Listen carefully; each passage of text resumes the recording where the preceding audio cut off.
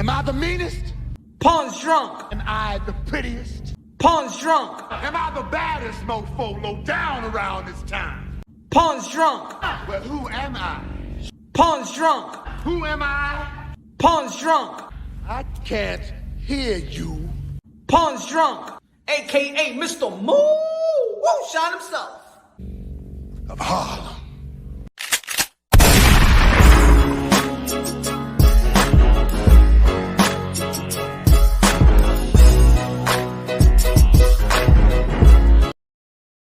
You already know this is Pawn's Drunk Boxing, aka Mr. Moo Shot himself, aka El Adobo, El Sazón, El Borracho, El Pastor de Boxeo. Ladies and gentlemen, yes. This is a night one. Yeah, it's not Midnight Love. It's not 105.1 or 107.5. Nah, ain't Midnight Love. We're gonna be talking about what a lot of people really like to talk about in this YTBC, even if you want to admit it or not. A lot of people feel in the sport of boxing, you already know how I feel, that boxing translates to life itself. Anyway, first and foremost, God bless each and every one of y'all. God first, everything second. Fight plus survive equals true champions. People want to, when certain things doesn't go its way, some people want to complain about, race in the sport of boxing. And if you've been following the channel, I don't think that is a really problem with race. I think it's more of cultural differences, a cultural acceptance, culture. I do believe that we're one race. What makes us different is culture differences. We like the buffet on earth. It's just certain culture, in my opinion, and just in my opinion, in my perspective, in my upbringing. And look, I understand there are other people with different upbringings here in America, and I'm just coming from the perspective of America. I'm coming from the perspective of boxing, because in boxing, one thing is great about boxing, that we see a lot of different type of nationality, cultures, races, right, ethnicity. And I'm talking about the fan base. It's almost like when we watching soccer, football. We see the different cultures, the way they, support their players, their fighters, in the way that they support, and the way they're loyal. What do they want from their player and their fighter? How does this fighter represent their culture and things of that nature?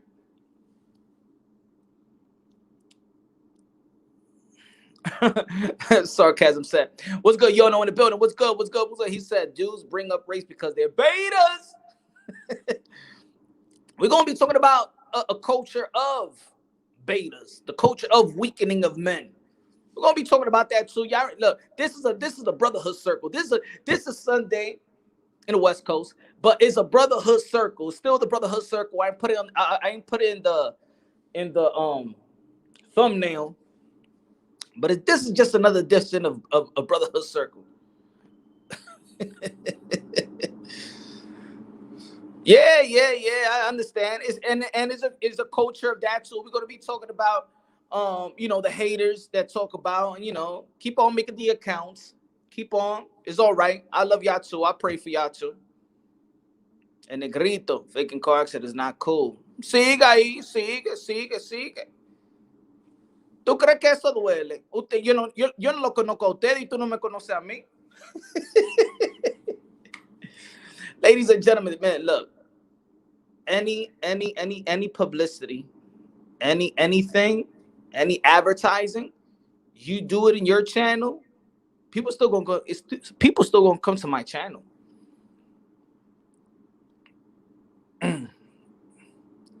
People still gonna come to my channel. The urge. What's up, Punch? What's good, my brother? I think it's both culture and race. Derek High Punch, big from the Philippines. What's good, Derek?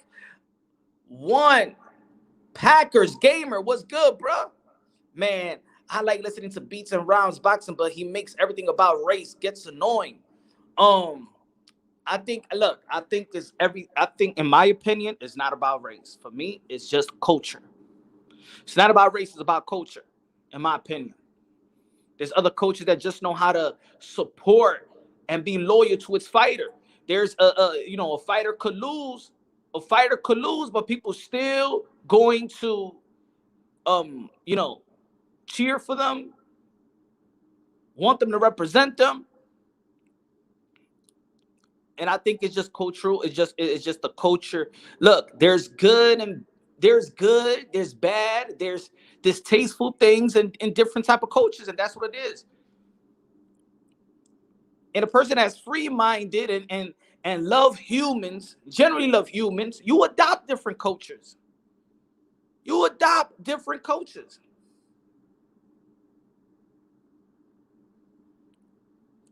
Man, he said, haters in the chat, God bless y'all, man. Yes, man, keep on coming, keep on coming. Keep on the haters, because matter of fact, the haters that's going to be on the channel, you know what I'm saying, is going to fall into this type of content as well. Rick, Demon, I mean, no. Good looking out, my brother. Appreciate that. Appreciate that. Como ta? Hope everybody had a great holiday still. We're waiting for New Year's. Still waiting for New Year's. Gracias, gracias, gracias. Greatness doesn't have race. Facts. That's not the real major key. I don't think so. But let the haters flow. Let the haters flow, because it also falls in line with what I'm saying. What this content is really going to be about, what this live is really going to be about, is about everything. It's also about that even is a culture. Look, it's a culture in America. This is why it's hard for me to say race. Because, for example, I don't think that Americans support their fighters the way I wish they support their fighters, right? I don't think that Americans support their fighters the way I wish they support their fighters. And it has nothing to do with Black, Latinos, Asians, or things of that nature. I think that Americans support the same way we support Boots Anderson, the same way we support Brandon Lee. Now, let's say Brandon Lee was from Tokyo. Then you got all the Japanese, or he's really from Korea, because he's Korean and Mexican. They support Brandon Lee the same way. Let's be clear. Ain't nobody really was supporting. Look, Andy Ruiz, he fought for the Olympic team for Mexico, but nobody was really supporting Andy Ruiz before the Anthony Joshua fight.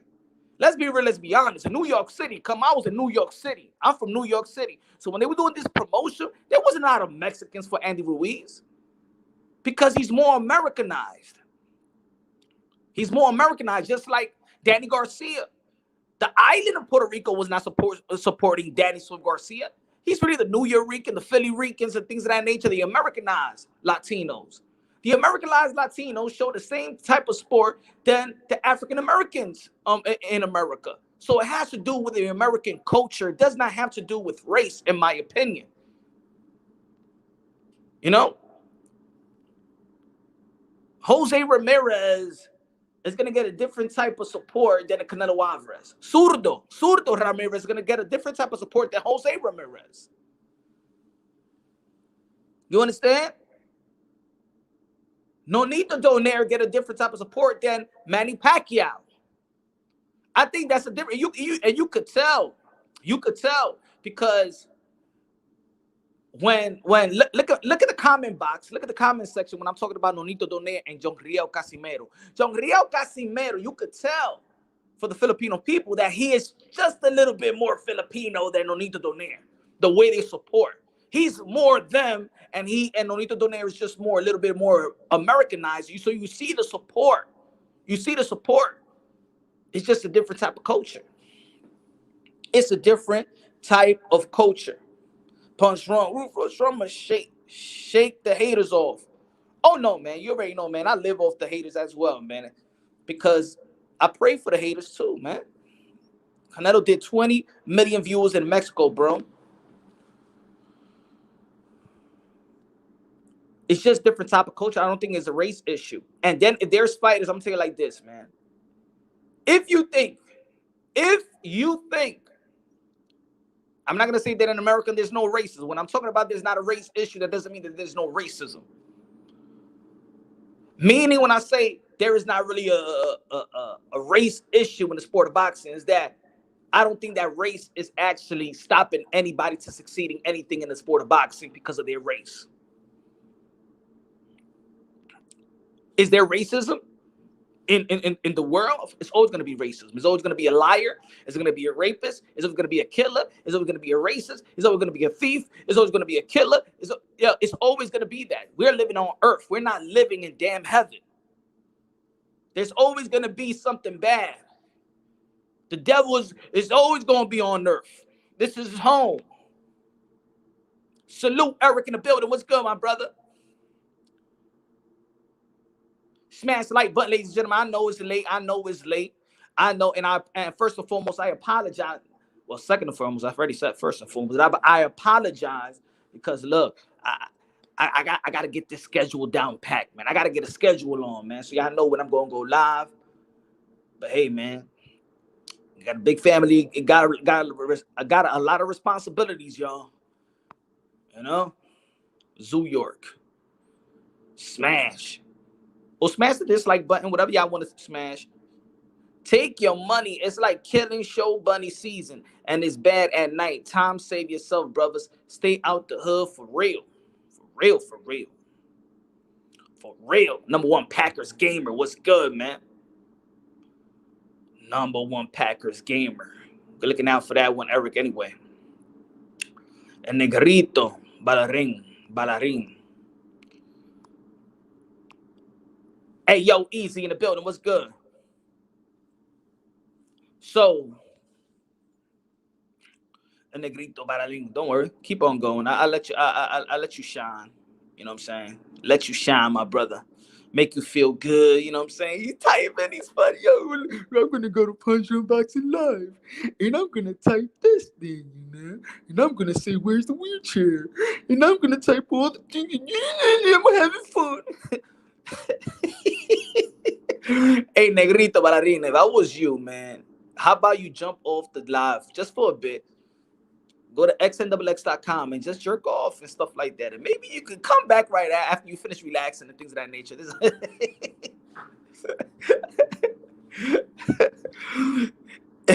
It's hard for avatars to get me under my skin.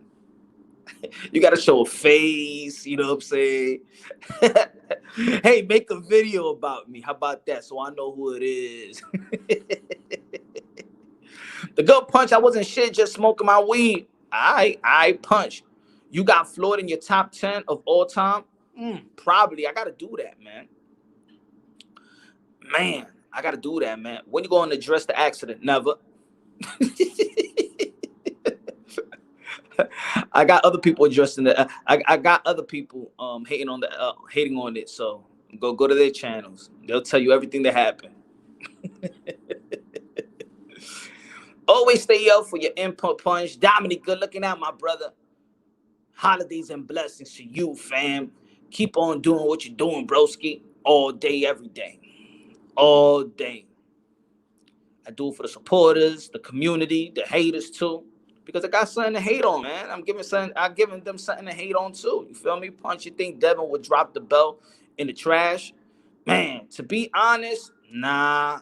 I think that, I think that the Haney's is there for that money, for that moolah.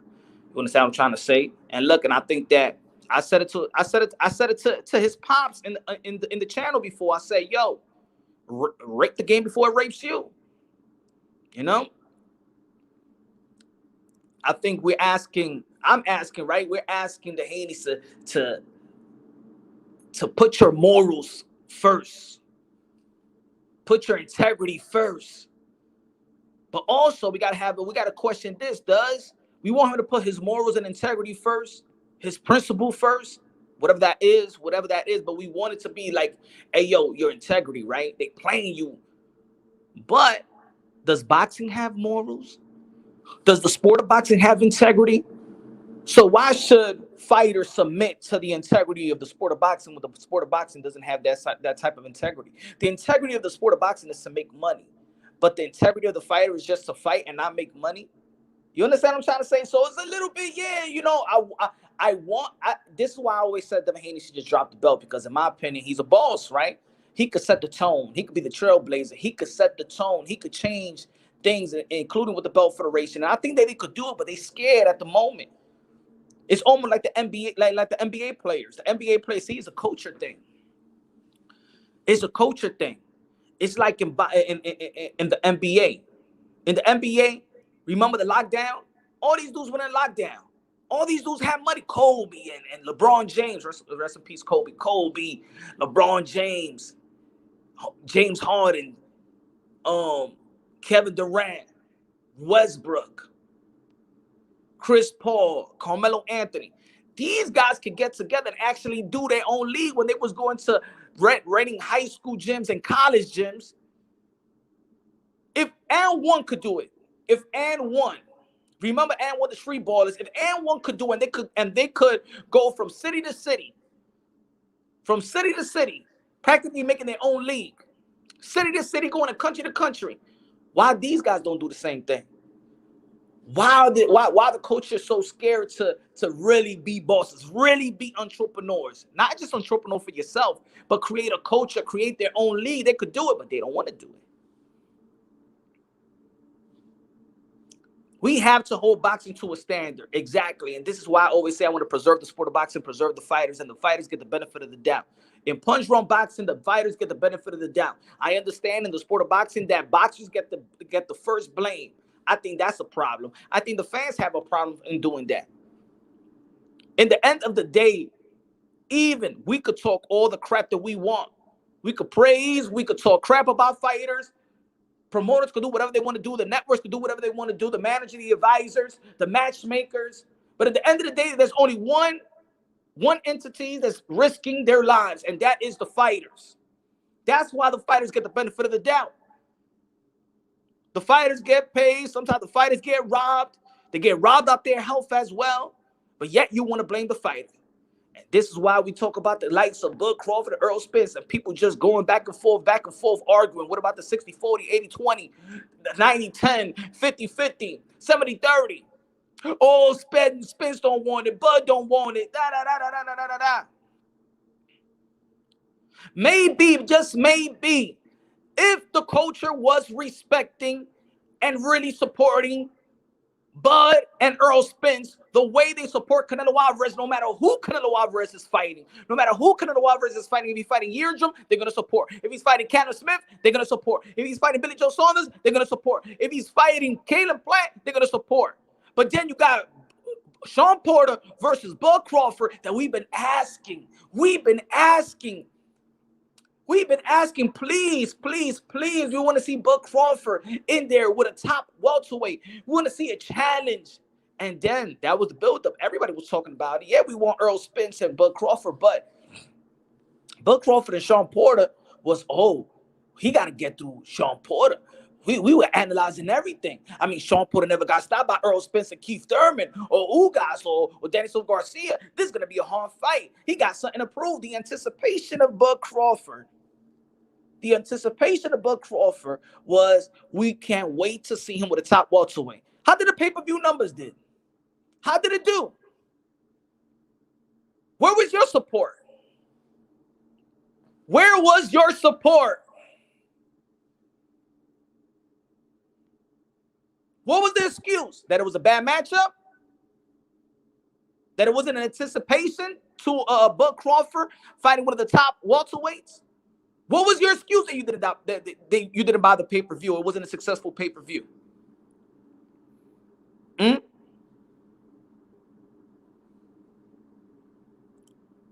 Where was the support? What was reported estimation? 190K? Is that shame on the fighters or that shame on you? Is that shame on the fighters or that shame on you? And then you wonder why a fight like Bud Crawford or Earl Spence is going to take a long time. 190? No, that's not good numbers now. That's not good numbers. No. We can't do that now. We can't do that now because the blueprint of Manny Pacquiao versus Mayweather, It's successful. It's so successful. Yeah, it proved me wrong too. It proved me wrong. The Amir Khan and Kell Brook, I said that expired milk. Nobody wants to see that fight. Who wants to see that fight? These guys are over the hill, washed up, all the derogatory thing that you could say about a fighter, except, you know, calling them out their manhood. And then the first day, it sells out. And the business model is kept alive, no matter if they're fighting for belts or no belts. It stays alive, folks. It stays alive. So they don't care. They're going to wait on this. They don't give a damn if Earl Spence is 38 years old and Bud Crawford is 39. You will pay for that fight. Just like people are paying for Kell Brook and Amir Khan. Yeah, you think so. Yeah, we like, oh, we ain't going to pay for it. Go pay for that fight. Yeah, let's talk about the culture.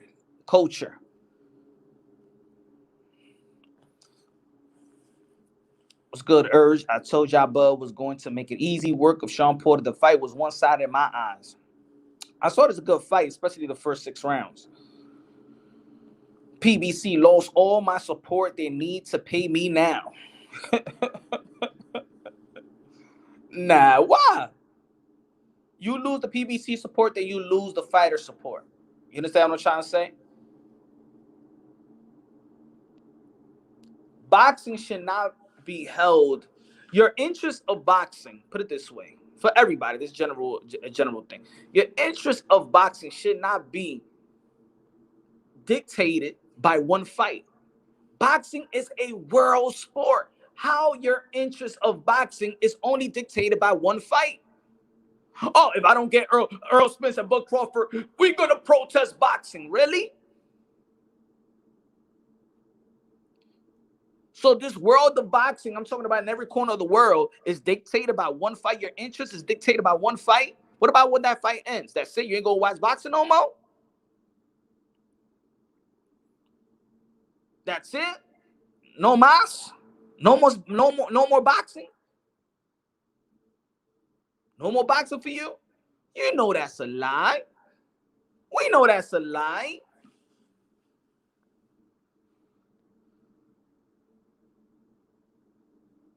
I don't believe, let's go back to the question in hand. I don't believe that there's a race issue in the sport of boxing. I think there's a culture issue, but it's a positive and negative. Is a gift and a curse. Have you ever been to a UK fight or a UK fighter? Look, I'll put it this way. My experience alone. Let's talk about this year, right? I went to a couple of fights. I went to several fights, right? I went to Demetrius Andre versus Jason Quigley. Who is Jason Quigley? Did anybody did videos about him? Did any boxing content creator was doing lives about Jason Quigley? But guess what?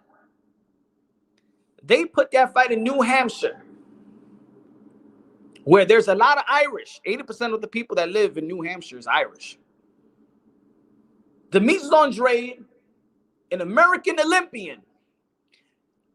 Let me say this again. Demetrius Andre, an American Olympian that represented us, the country, and the Olympic game.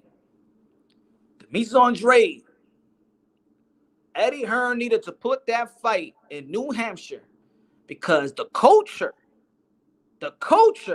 will come out and represent. There was a lot of and there was people. There was the culture of Demetrius Andre, but you saw that this guy is not even known. But they needed to put it in a place where their support is going to be there, and the Irish people came out, y'all. The Irish people came out. The Irish people came out. Different type of culture. Different type of culture. Oh, but the Demetrius Andrade, fall to Jason Quigley. Let me ask you a question. I'll ask this question once before. What was the record? Who holds the record? Who holds the record for the most? What how to say it? How many people was in? How many people attended one fight? What's the record for how many people attended one fight to see a fight? Demetrius Andrade is really not that special to watch. He is boring. So that is not the that's what we hear all the time. But who the hell is Jason Quigley that he gets the support? See, that's what I mean. See, Big Chocolate, Demetrius Andrade is really not that special to watch. He's boring. So what is Jason Quigley? His people still support him. His people are still supporting for them to see him go to battle and try to win a fight. Why we just can't support our own like that? Or we just gonna support Demetrius Andrade if he fights who? Triple G or Charlo, that's it. He's dictated by your support just if he fights them.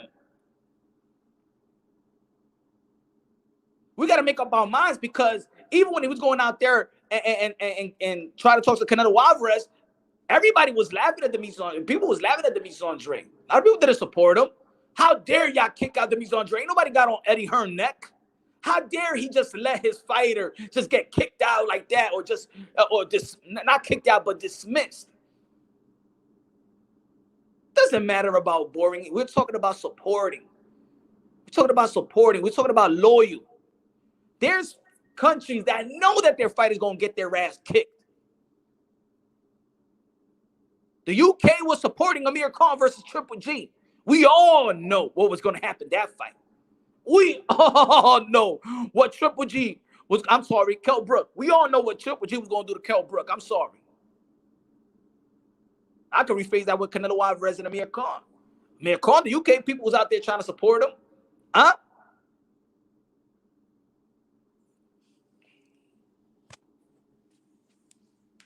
We set all these bars, all these barricades. If the Americans are saying Boo Andrade is boring, then guess what? The outsider is going to say the same thing. Boring in what? Was he boring last fight? Boring in what?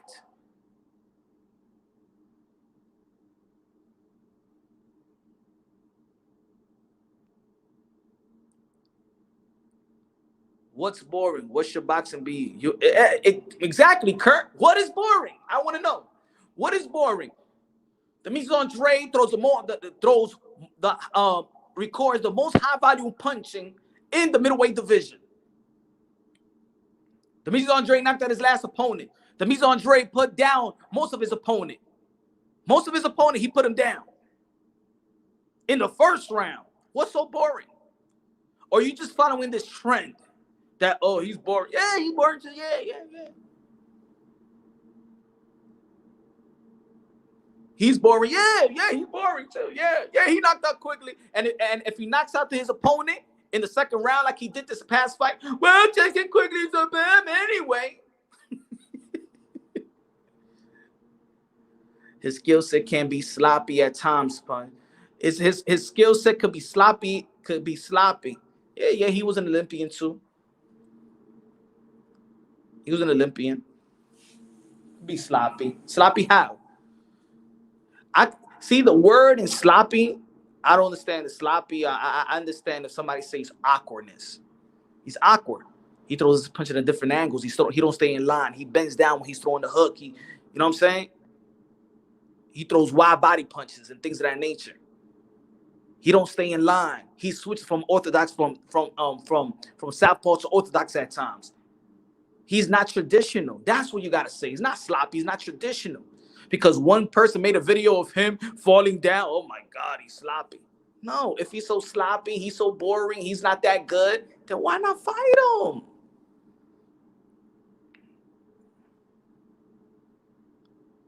Haney's fight put me to sleep.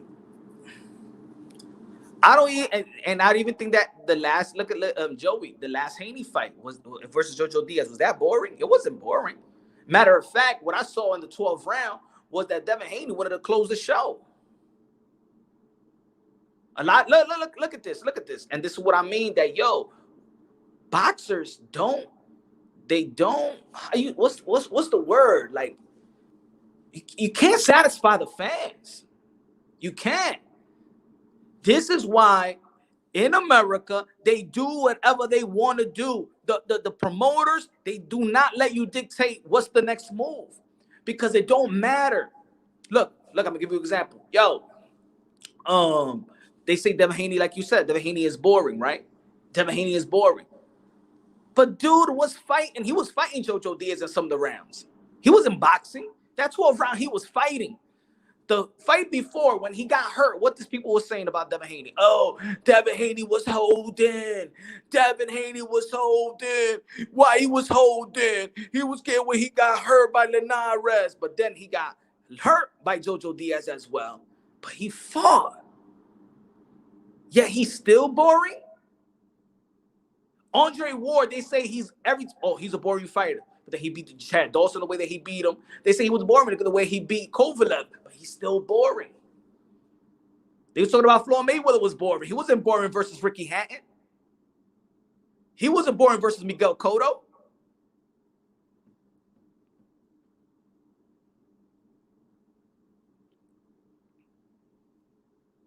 Sup, Rito?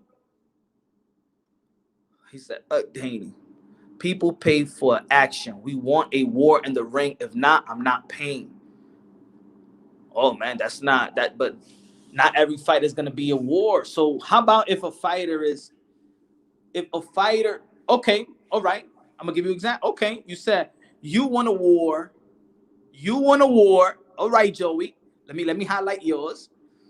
People pay for action. We want a war in the ring. If not, I'm not paying. Okay, let me ask you a question. Let's be real. When was the last time Canelo Alvarez got in a war? When was the last time Canelo Alvarez got in a war?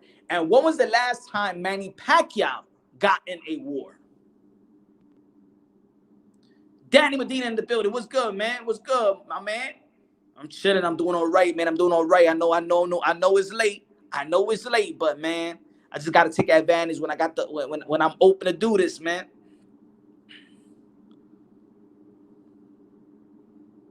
Versus Triple G. When that fight was? 2018. So you telling me? So people? So you going, Joey? Don't you leave, Joey?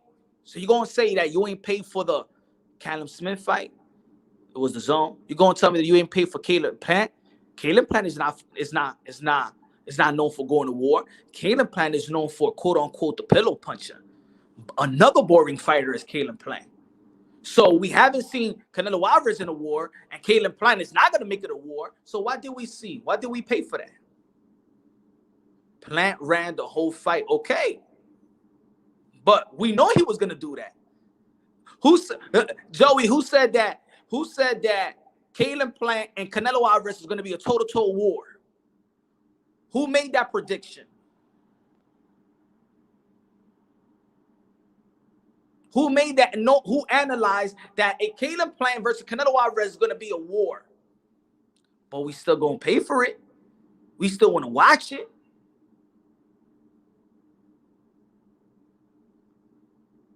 Canelo Alvarez fights in a way that he ain't gonna let it. He's so skillful, he's not gonna engage in a war. He's gonna box you. He's gonna break you down. He has the skill set to be in a war. But a lot of these skillful fighters, high IQ, intellectual fighters, don't just go into a war. That's why the name of the game is boxing. And I understand the nature of when it's Saturday night and we talk to our people, be like, hey, yo, you going to watch the fight? Yeah, you're going to watch the fight. And at the end of the day, the name of the game is boxing. I'm not going to say hit and not get hit. Nah, because I believe that boxing has different type of elements.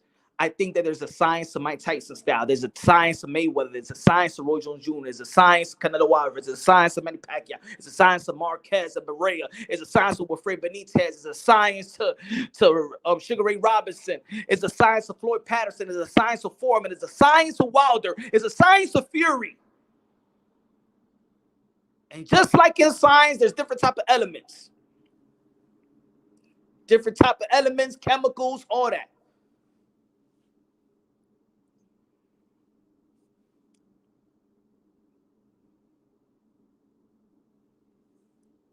But going back to the question, I don't believe that there's a race issue. Is it racism? It's racism everywhere. Is it a race issue in the sport of boxing? Is Jamel Charlo being withheld to fight for undisputed? Is Anthony Joshua or Deontay Wilder withheld? Is Tyson Fury withheld? Is Inoue withheld? Is Triple G withheld? Is Joe Smith Jr. withheld? Look at the pound for pound list in any respectable pound for pound list. Look at the different type of cultures.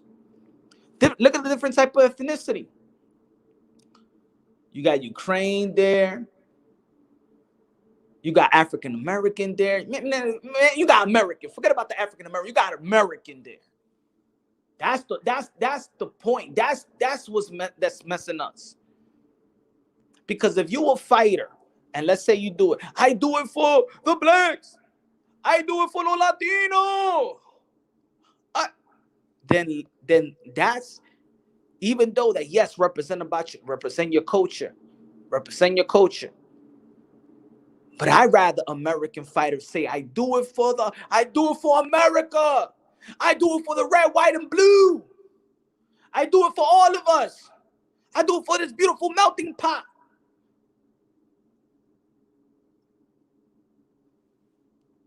Then, you see, I'm going to give you an example. You saw when Canelo Alvarez, when he be like, Viva Mexico! Palo Latino! Viva Mexico! Like, yes, he's going to say, hey, I'm Mexican over here. I do it for my people, but I do it for all Latinos. So then guess what? Then let's say a Dominican or a Puerto Rican or a Cuban or Venezuela, they'd be like, okay, we are part of that. We are part of him. We are part of that victory. We are part of him. It's a different type of cultures. Like I explained one time, I said that, look, in the UK, in America, I never heard of the black Brit. I said that 1,000 times throughout my life when we talking about, this type of content. I never heard, Anthony Joshua, the black Brit versus Tyson Fury, the white Brit.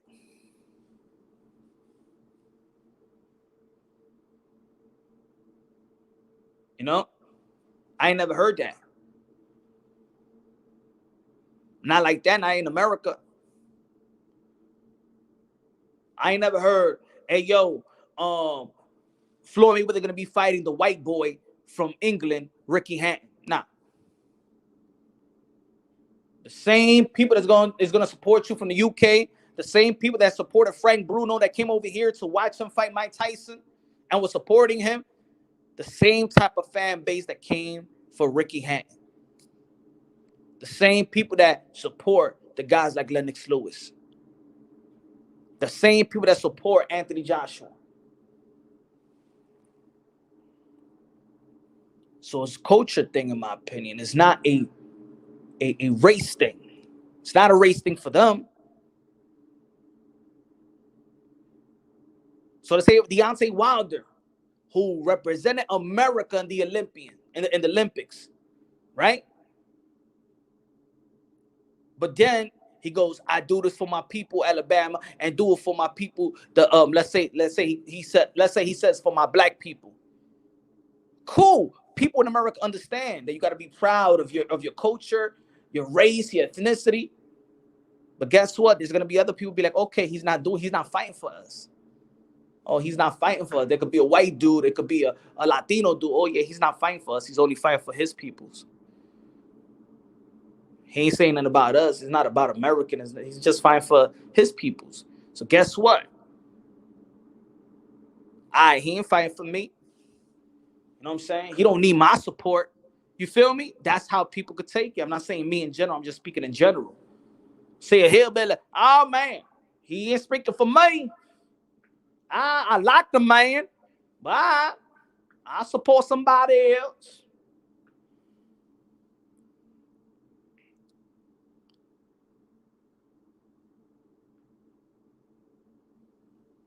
I think if more fighters start saying American, then they will adopt more of a fan base. Now, I'm going to give you an example, folks. And I know some people going to be like, I'm biased to Keith Thurman. I'm going to keep on saying it again. Keith Thurman is one of my favorite fighters. So, yes, Keith Thurman is one of my favorite fighters of this generation. He's the one that made me fall in love with boxing again. Yes. Keith Thurman, yes.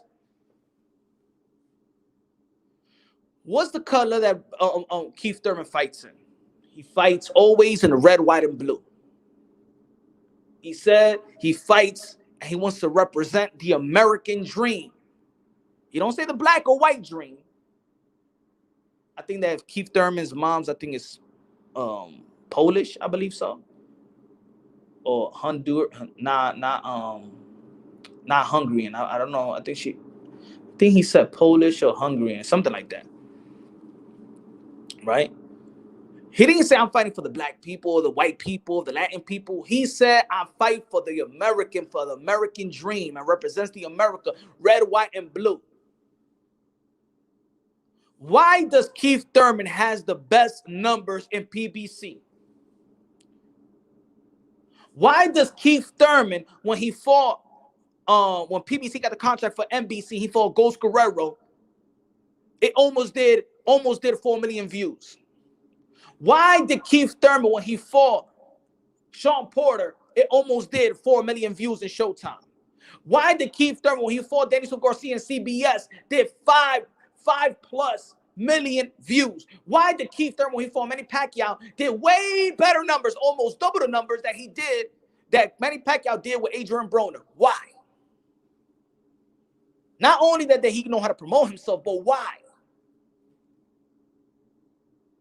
Because when he's promoting himself like an American. He lets everybody in. He lets everybody in. He don't push nobody back. He lets everybody in. Think about that, folks. Now, you could agree or disagree. This is the way I'm seeing it. Because he's not in social media.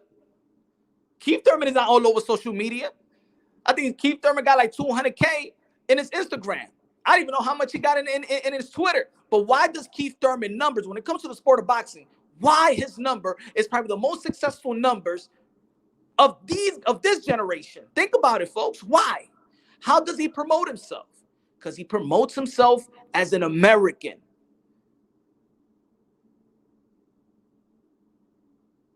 People sometimes you don't know who Keith Thurman is. Think about it. If you don't know who Keith Thurman is, I remember when the Keith Thurman came out, people thought that Keith Thurman was Latin, was Puerto Rican, was Mexican, they didn't even know what it was. Then they see when they seen his father, okay, he's black.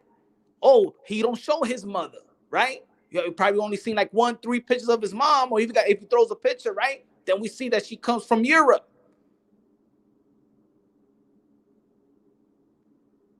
Then Keith Thurman's style is not linked. Keith Thurman's style is not linked to a hip-hop community style. It's just a regular average Joe style. He don't promote race. He promotes being an American. He had that hippie look. He got that normal look, that Vans, wearing Vans, just casual look, right? Especially now he don't got the cornrows right to show it off. Now they do look way corporate now. If you don't know what Keith Thurman is, you don't know what Keith Thurman is. Hey, put it this way: when I started my channel, when people was asking, "Yo, Punch, what are you? What are you? You black? What are you? You Latino? You Puerto Rican? Dominican? Are you straight black? Or you what?" What are you? And I'm like, what does it matter? What does it matter what I am? It's actually cool that you don't even know what I was or what I am until I said it. But I used to get that all the time. All the time. Yo, Punch, what are you? Yo, Punch, can I ask you what are you? Yo, Punch, what are you? Does it matter? I'm human. No, I know, but what are you? Does it matter?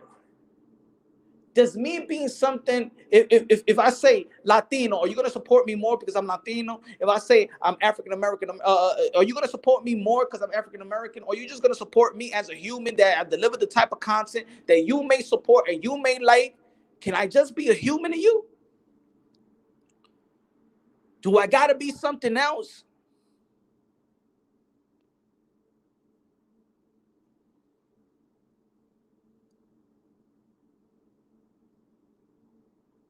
So I don't believe that race is an issue. I believe that culture is an issue, and is a positive and negative.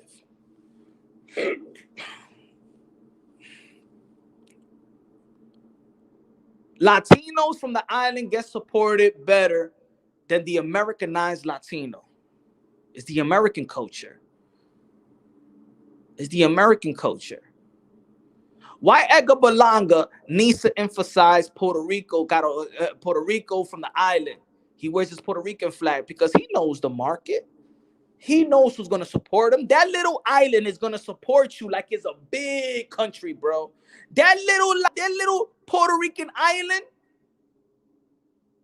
you think, in boxing, you would think that Puerto Rico, the way, the loyalty that they support its fighter, you would think that little tiny island, you could go through the whole Puerto Rico in 6-8 hours driving.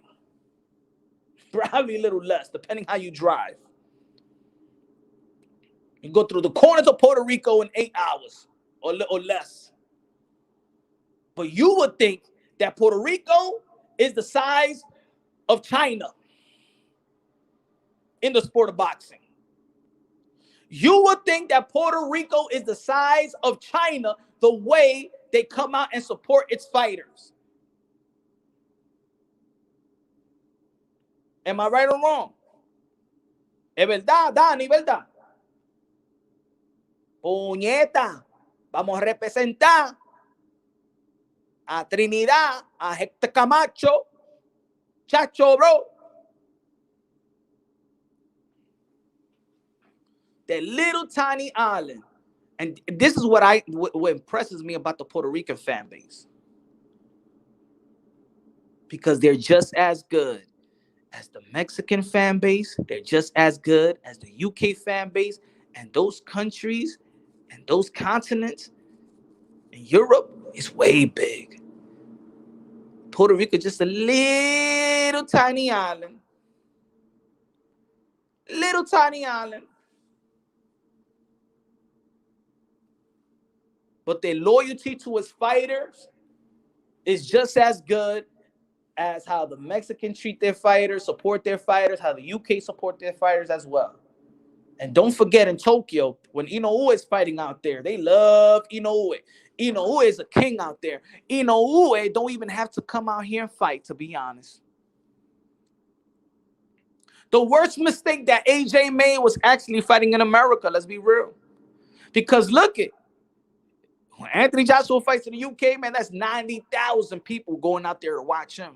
It's an event, man. Look like everybody in the UK is up in there.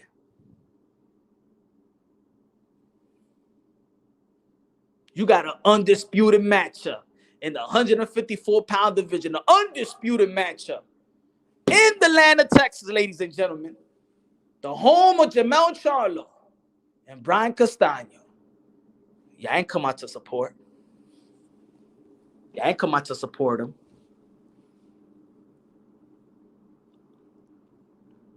It's prize fighting, ladies and gentlemen, and green is the color. Green is the color. I'm not talking about the WBC green. I'm talking about the other green. I'm talking about the good green. I'm talking about the green that we all like. I'm talking about that green. But let's say,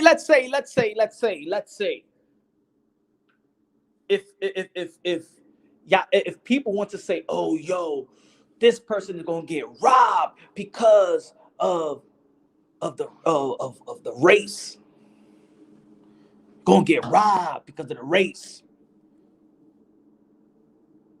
I don't even think so, bro. Did we think that Manny Pacquiao got robbed? Time out. Let me see. Let me ask y'all a question. Who got robbed, Manny Pacquiao or Timothy Bradley? So it don't even matter if you have a country. It don't matter. You could get robbed. It don't matter if you have massive support. You could get robbed. If you got little support, you could get robbed and use, and people could see like, oh, it's because he wasn't bringing no money in and they was treating him bad like they treat Rigondeaux.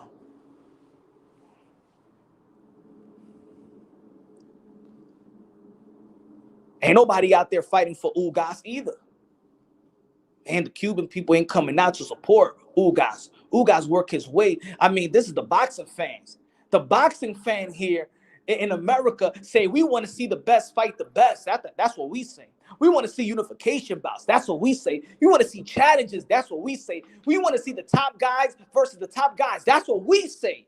But then when we have a Ugas versus Earl Spence, oh man, yeah, it should be Earl Spence and Bud, man. Fuck that shit, man. I'm protesting, man. Like if he don't got a belt, like Ugas ain't earn it. And then you want boxing to dictate what the fans want when y'all don't even know what y'all want.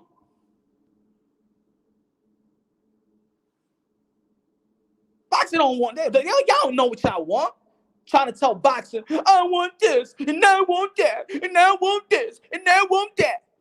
Please, you don't know what you want.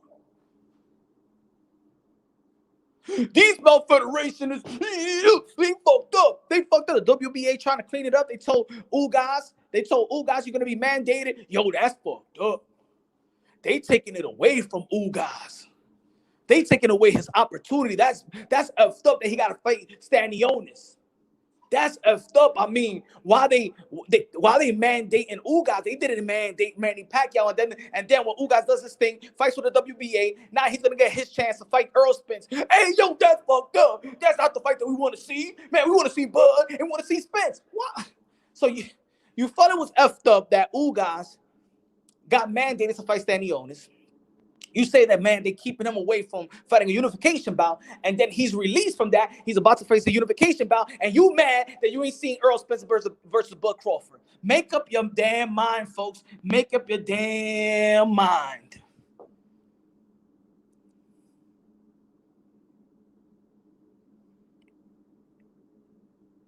Make up your mind, folks.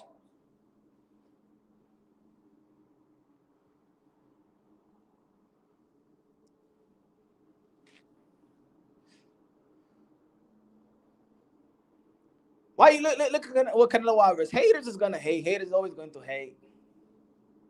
Haters is always going to hate. Don't matter. Feel me? The boxing fans, yes, they do complain a lot. Yes, I believe that fighters and promoters and boxing executives should be held accountable. Yes, I understand that. What about the fans? Should fans be held accountable? Should the American fans be held accountable as well for not supporting their own?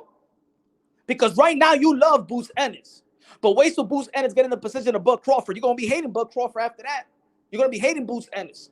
Wait till Boots Ennis get in the position of Bud Crawford, because that's the way it works. I've been trying to tell y'all these things for the longest on my channel.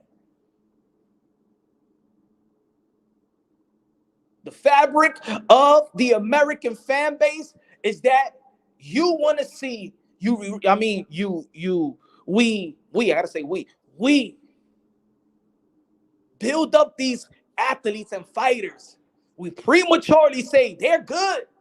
We prematurely like to compare them to Great athletes already done it. Great fighters. Boots Ennis, yeah, baby. Boots Ennis is the man. Virgil is the man. Virgil is the man. Boots is the man. And as soon as they get that belt, then you want to analyze the resume. He ain't fight nobody. He didn't fight nobody. Hold on, y'all. Give me 1 second. Give me 1 second.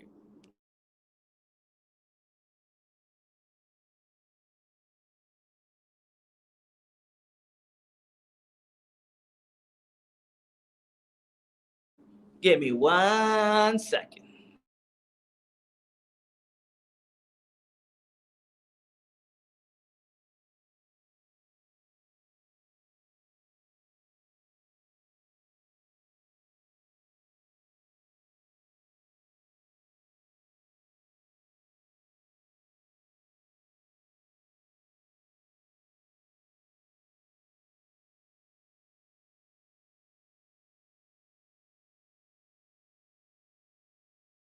Easy, you telling me that you don't know what I'm talking about?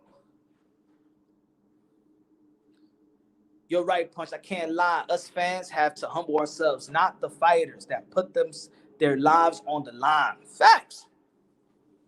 Facts. We gotta humble ourselves. We the first one. We the first one to say, I ain't buying for the pay-per-view. Who cares? All right, so don't say nothing. Just mind your own business then. I don't go to Madison Square Garden. I don't go to Madison Square Garden. Let's say if the Knicks is playing one of the low tier teams in the NBA. Oh, this ticket is expensive, yo. I'm not going to buy no Knicks ticket.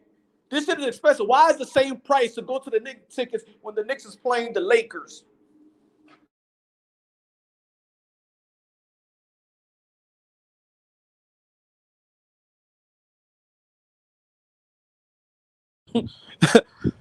I don't go to Madison Square Garden. I'm just going true to Madison Square Garden. And where's James Dolan? I want to protest. James Dolan, where you at? Where you at, James Dolan? Why is the price the same way when the Knicks face the Lakers and when they face I don't know what's a bad team right now? I don't even know. I don't even know what's the bad team right now. Let's say who's the bad team right now? Nuggets? I don't know, but let's say one of the worst teams. I ain't gonna pay for that ticket. We're gonna protest. Like boxing fans for real. Stop.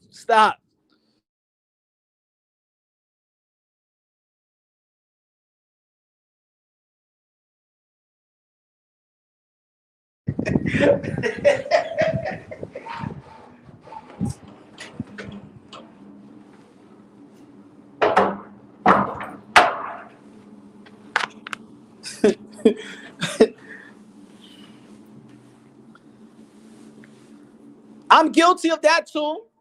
I'm just not saying other people. I'm guilty of that too. Remember, I'm one of those guys that said I was tight. Come on, Crawford. Crawford got to fight somebody, man. I'm putting Buck Crawford on pound for pound recess. He ain't gonna be on my pound. He's on my pound for pound list, but he's gonna be on pound for pound recess until he fights somebody. I want to see him fight. Shit, you gotta humble myself as well.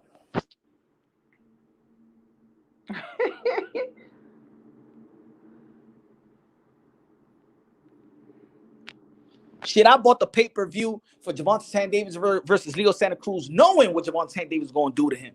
And guess what? I fell asleep because that same day I saw Jason Maloney versus Inoue. It was like, how many events was that day? I think it was Usyk versus Chisora that day too. I believe it was just it was a full boxing day.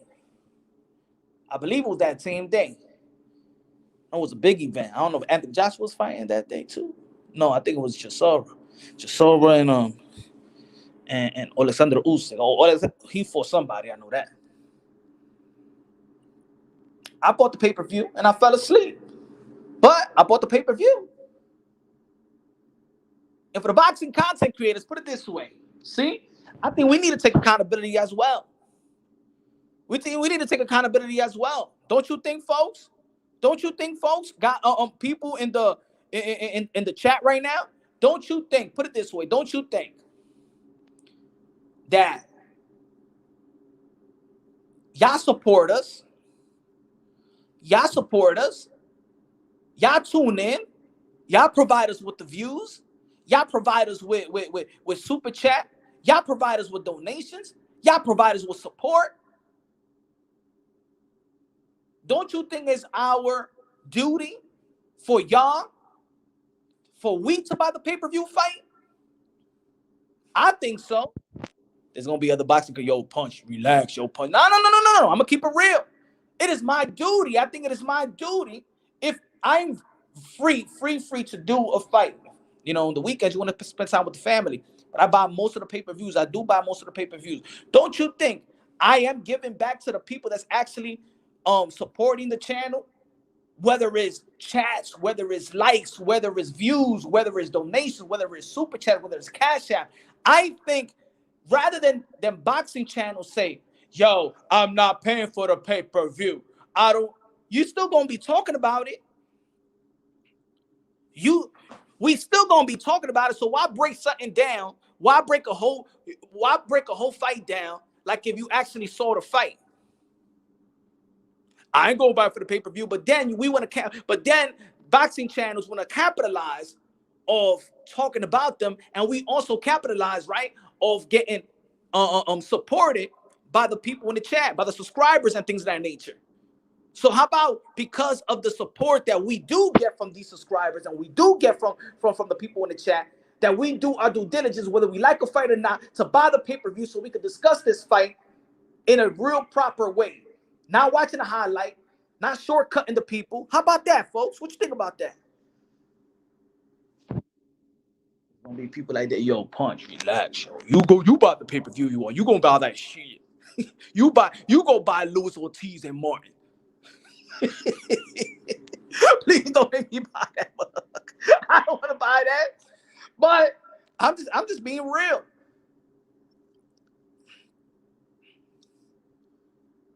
Yes or no, folks? Do you feel that boxing content creators that profit off the blood, sweat, and tears of fighters, because this is what we're talking about, these fighters, right? We also capitalize off it.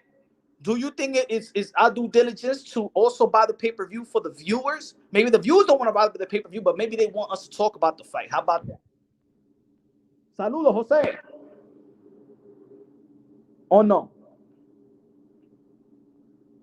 Every channel has their boy. There is no channel that's natural and talks of boxing, not BS, blah blah. Everyone has their favorites. Funny. Ryan Garcia though is do what you got to do. True, but I'm just saying, we still gonna be talking about it, right? We still gonna be talking about it. That's my point that I'm trying to make, is that how sincere are we, right? How real are we? I ain't buying the pay-per-view for that fight. I ain't gonna watch that shit, but then make like 5 videos of it.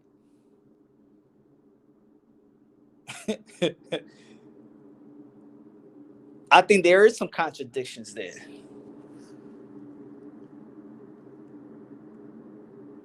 Of course we do. Responsibility of a content creator to do it. Yeah, I think so. You know what I'm saying? I'm not saying that we got to do it, but I'm just saying I just find there is some contradiction in that, right? That the networks can capitalize. This is what I'm saying. Let me piggyback off what I'm saying and make it more concise. A person that says I'm not buying for the pay-per-view because you don't feel like that's a pay-per-view fight or whatever, right? You gonna be talking about this fight before the fight, leading up to the fight, during the fight, and after the fight. You want to capitalize off the blood, sweat, and tears of these fighters. Yet you're telling everybody else that don't pay for it. But yet when you do make a video, when you go live, you capitalize talking about this fight, talking about leading up to this fight, talking about during the fight and after the fight. But yet you don't want the networks, you don't want the promoters, you don't want the fighters to make money off of this fight. Do you see the contradictions there? So yeah, we, the boxing content creators, we go live and we talk about these fighters all day long. But yeah, we could capitalize off them, but nobody else, not even them. So I think they got to be some boxing content creators as well. And look, I understand some boxing content creators is not really doing for the preserving of the sport of boxing. I understand that. Some people, look, there's genuine people that do it for the love of the sport. And then I feel like when it's time that they're getting, they're getting that wave, they're getting that wave. Oh, they capitalize this pocket money. Then it's I'm paying the rent, or I'm paying the mortgage, or I'm buying a new car. Or this falls in with my how you say, my income. Then people start forgetting about the sport of boxing. Then it's about them. But channels promoting the fight for the fighters is going both ways. True, Steve. True, Steve. But most of it is actually trying to kill the promotion. Because think about it, you're not promoting them if you're saying don't pay for the fight. You're not promoting them. You're actually trying to hurt them. You're trying to hurt their pockets. That's like if I tell somebody, yo, don't go to this boxing content creators channel. I'm doing it to hinder their pockets in the end of the day, right? It's still effed up. We've done it. I've gone back and forth for boxing content creators, and we like, hey, yo, F this channel and F what they saying and F that. You know what? I did humble myself. I ain't gonna do that ish. No more. There's no reason why other boxing content creators is out there trying to beef with each other. At the end of the day, man, ain't nobody gonna do a goddamn thing.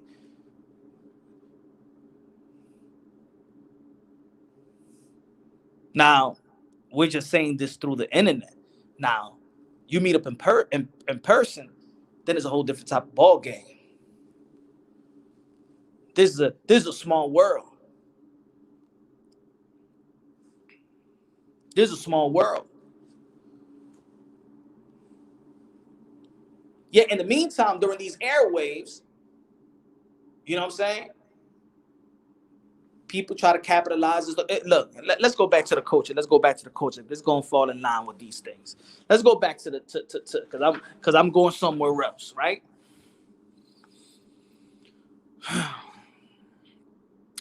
Americans hate on their own, man. Americans have this way of you wanting to see you overcome. Yeah, we all know that boxing is a poor man's sport. We all know what it takes to actually make it out the hood. Yet when these guys make it out the hood, it's lucky to make it out the hood. Born and raised in the hood, we should understand these fighters. We should understand the likes of Shakur Stevenson more than anybody else. Chris Colbert more than anybody else. Chris Colbert, we knew his whole story. He had a documentary on Chris Colbert. Chris Colbert was actually one of the first social media. I could say social media, but Little B-Hop was the guy that we seen from yay high. See how hard he had it. To be where he's at right now, to see where Little B-Hop is at right now, knowing his story. Remember, his documentary was an HBO. Remember, I think it was an HBO, right? He's a winner in life. We should support him because we know how hard his life been.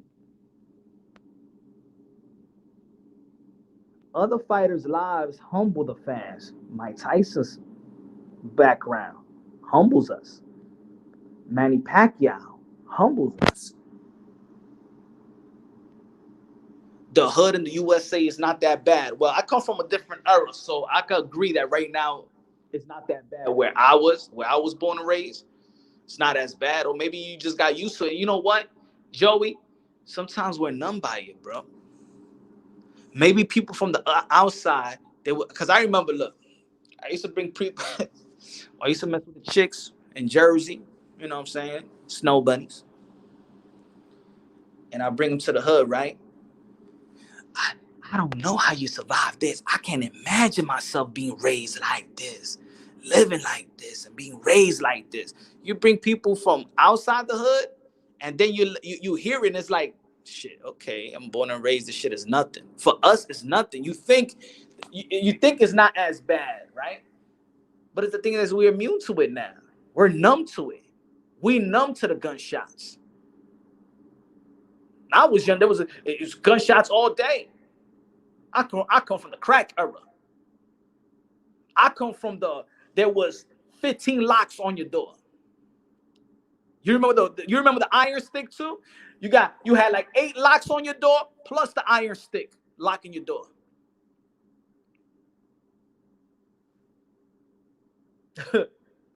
When you're building, you used to have drug labs. Shit. I seen more unsober people than sober people growing up. Going to the basketball court and need a broom and need to clean the court because it had a bunch of needles on the ground. That's my era. Matter of fact, I'm actually seeing a little element of it again. I was at LES the other day. When was it? I was at LES before the TO fight. And I parked like in 3 different spots. And I'm just seeing needles on the ground. Now, LES in New York City always had that little crack infected place around there. You know, LES, Harlem, Bronx, Brooklyn, some areas in Brooklyn, right? But the hood is the hood, man. What it do, big? The hood is the hood, man. The hood is the hood. So I think look in the hood it's all competition. It's all hate. Yo, in the hood, people get shot. Used to get shot up for Jordans, man. I said this story. I know two brothers, man. They shot each other. Well, they didn't shot each other. They stabbed each other. Both of them fighting, stabbing each other. Their mom came downstairs. Both of them died, bro. For an $89 watch. One of the brothers was wearing the watch. He got mad. Why you wearing my watch? He came downstairs because his brother was wearing his new watch. He said, yo, give me back my watch. They started fighting. The brother got a knife. The other brother had a machete. And they killed each other. And the mother came down trying to break it up. The mother tried to break it up. They killed each other with an $89 watch. Yo, there's people fight in our culture because one stepped on the other dude's shoes.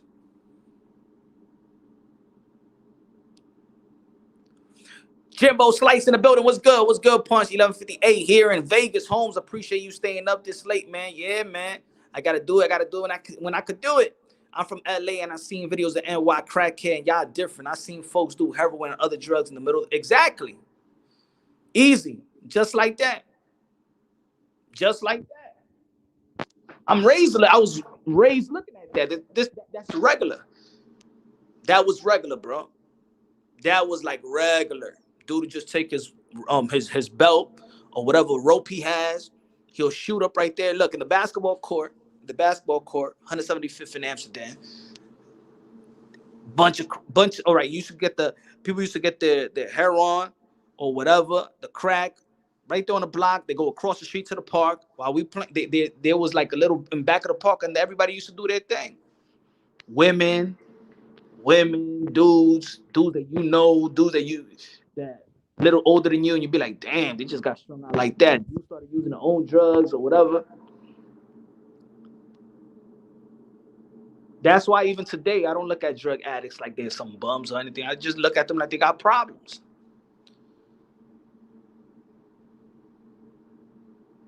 Remember a friend, he's like, yo, man, I just want to go home, man. I just want to go because they kicked him out. I just want to go home, pleading with his mom. No, I just want to go home, all right? It's just killing me. I want to stop, but I don't know how to. And his family was just like, just go to rehab. And he went to rehab and come back out, do it again and stuff. He like, yo, I don't want to do it, man. I don't want to do it. It's just that I couldn't understand what he was really going through, man. It's crazy. Punch, I live in California. Things different here. Latinos got rules and respect. Yo, I was out there in California in the summer. It was September. I think it was over there in September. I saw Element in Cali. Where's the town that I was at? Man, shit, I forgot the town. But yo, I see a lot of zombies in Cali, bro.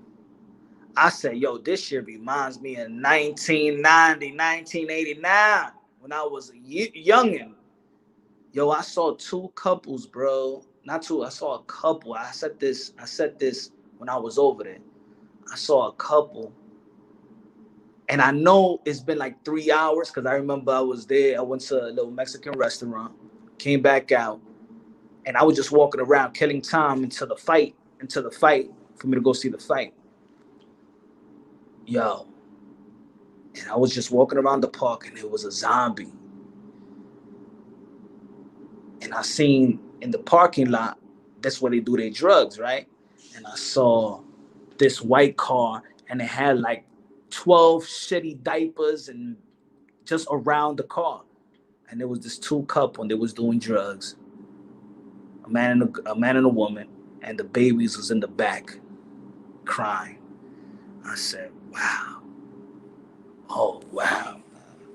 I wanted to rip the and I'm like, you know, when you've been in a situation where you try to help people, but it's you know what I'm saying? It don't work. But I'm like, damn, man, what's going on? You see these young women too. Sad. I here in New York, going through the Bronx, this pregnant woman. I said, and I gave her $10. Out of my pocket, I gave her $10. She said, you know, you're the only one that gave me anything for 3 days, standing all the head. Shit, I'm like, damn. And no lie, I'm like, I wish I see her again because I actually just want to step outside and actually talk to this lady. Like, I said, San Francisco is worse. Downtown and Venice Beach is different now, bro. It's bad. Everybody is telling me, everybody, I think it's everybody, is saying nowadays that things are getting worse. It's sad, bro. It's sad. Boo stays calling on Canelo because he wants payday, whatnot. It's sad, man.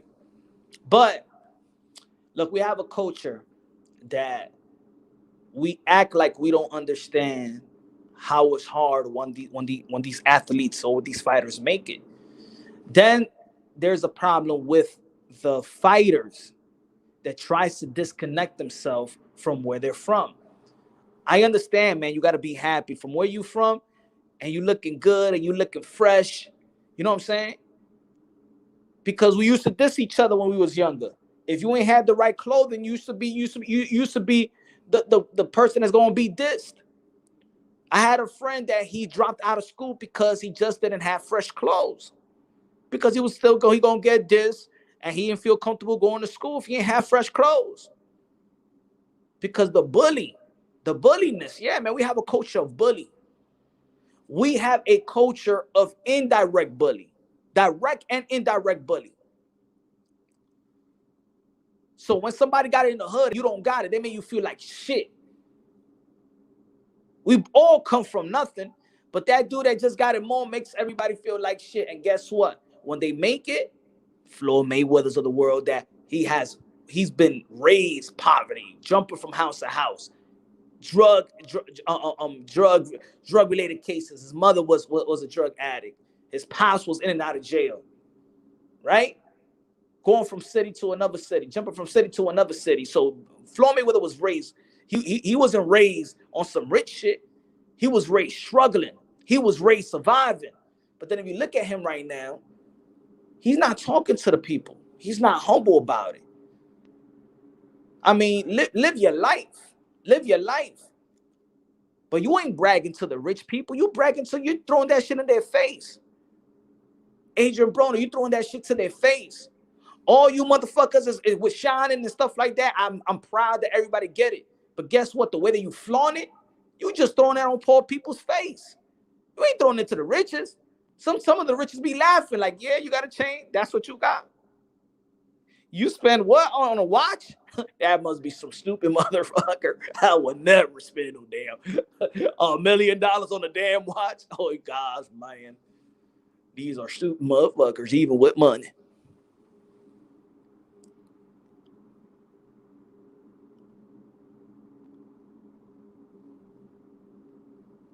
That's our culture. Throw it in people's faces. The hip-hop culture. I got this. Hip-hop ain't raw no more. Hip-hop is rich music, bro. That's why I don't relate to it. Yo, my playlist, I don't listen to hip-hop, bro. Well, I listen to the Nas album. Nas is my guy. I listen to old shit. I listen to that grimy street shit that I relate to. Shit that makes sense to me. All this rich shit, they don't make no sense to me. And I'm not saying that being rich, it just doesn't relate to me. It doesn't. I listen to music for the soul. I need it to hit me. This music don't hit me. This is rich music. I ain't rich. This is wealthy music. Hip hop is rich music, bro. I can't listen to that shit.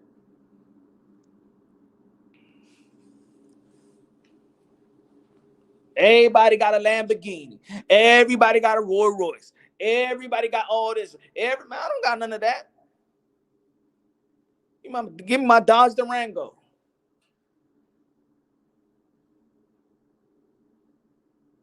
He said, Punch, the king of hip hop is Jewish and Canadian. Facts. I listen to country music. Now, country music is the bias. I love my country music. I love Johnny Cash. It's my damn music. ODB, Brooklyn Zoo Rip. Yeah, man. I listen to that. That's that element.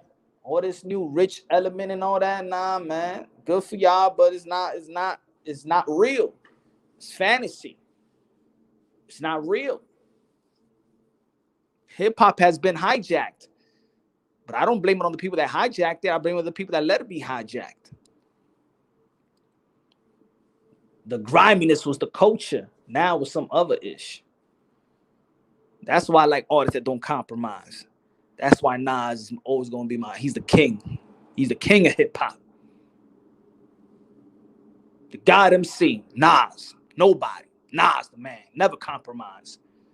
Love DMX, never compromise. He's going to stay grimy, always add God in his albums. Just bring you back to humbleness. Oh, LL was mad, bro. He said hip hop devil music now. Shit, you got little Nas X, pregnant man. That would never survive, bro. That dude won't even survive a block, bro. He won't survive going down the stairs. Put it that way. Forget about the block. He won't survive going to the next. If little Nas X was living in the 5th floor, he won't survive going to the 3rd floor. If little Nas, I'm telling you, bro, if little Nas X was born in my community, to be honest, man, I want to be shut down. I don't think he'll be living right now, to be honest. I know it's sad. It's sad to say that. But little Nas X, my era, he won't survive. He won't survive school. They'll probably get him in school. They'll probably get him in the block. They'll probably get him in his building. He will not survive, bro.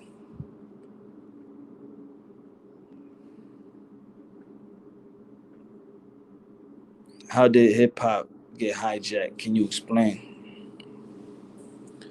Hijack in terms of radio. In terms it was being put out there. Like there's some good music out there, Joey. It's just that it's not mainstream no more. The raw shit back then was mainstream. Now the real raw is not mainstream. Nas right now is not mainstream. Nas is just respected, but his music wasn't all over the place in radio. That's what I mean. It's hijacked by bullshit. So you got Tekashi 6ix9ine, and you got what's her name? Cardi B.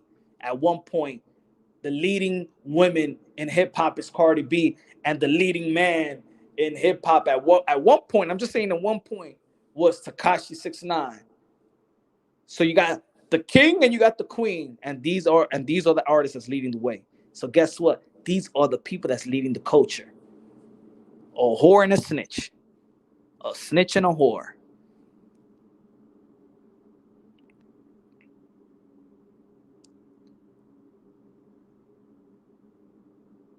Back then, you might have, man, we had Big Daddy Kane leading the way. Rakim leading the way. Some intellectual rappers, intellectual street poets. KRS-One leading the way.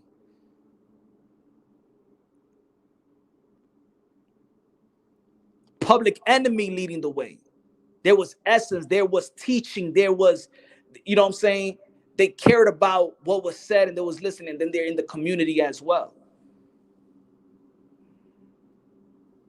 Punch, don't call with me, you play their records. Nah, man, I never played no records, man. I just see them in TMZ. Immortal Technique, mi gente de Peru. I like Immortal Technique. I think Immortal Technique just got too like with the I like Immortal Technique, but now he's full blown, like, you know what I'm saying? To it, because you still want to listen to music, but he's way into the politics. Trust me, I want to take a break out of politics when I listen to music. You feel me?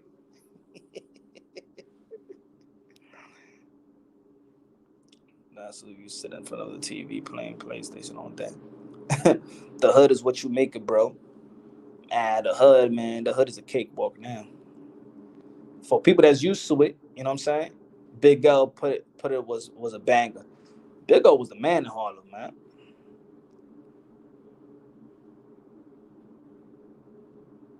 he said, talking about music, put some fun. Anyway. Then it's stormy. Then it's not as slow. Setting it needs me. Hand him at the bone. Wait a minute. What do you mean? What do you mean?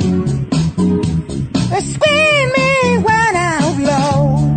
Then it started showing. When it not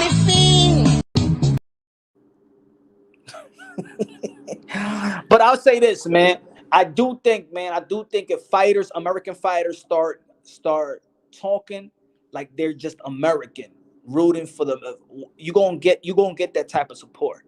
Then everybody is welcome to support you. Then everybody wants to be a part of your success. You understand what I'm trying to say? I think that's what's messing up. You know what I'm saying? It's not race. It's culture. It's culture. And sometimes we need to adopt different type of cultures. I do think that some people, like, I don't think that Floyd Mayweather hate Canelo Alvarez. I don't think that Floyd Mayweather hate Canelo Alvarez. I think that Floyd Mayweather envies the support and the loyalty Canelo Alvarez gets that he never got from what he feels is his people. I think that's what Floyd Mayweather envies guys like Canelo Alvarez. He support the support system, the loyal system. Yo, but I beat him easy. Even if you beat him, it doesn't care. That's not going to stop people from supporting Canelo Alvarez. I think that with Floyd Mayweather was like, yo, I did this, I did that, I got all this money, man, I'm the most successful. Why are people clamoring over these people? Why people just want to see me lose?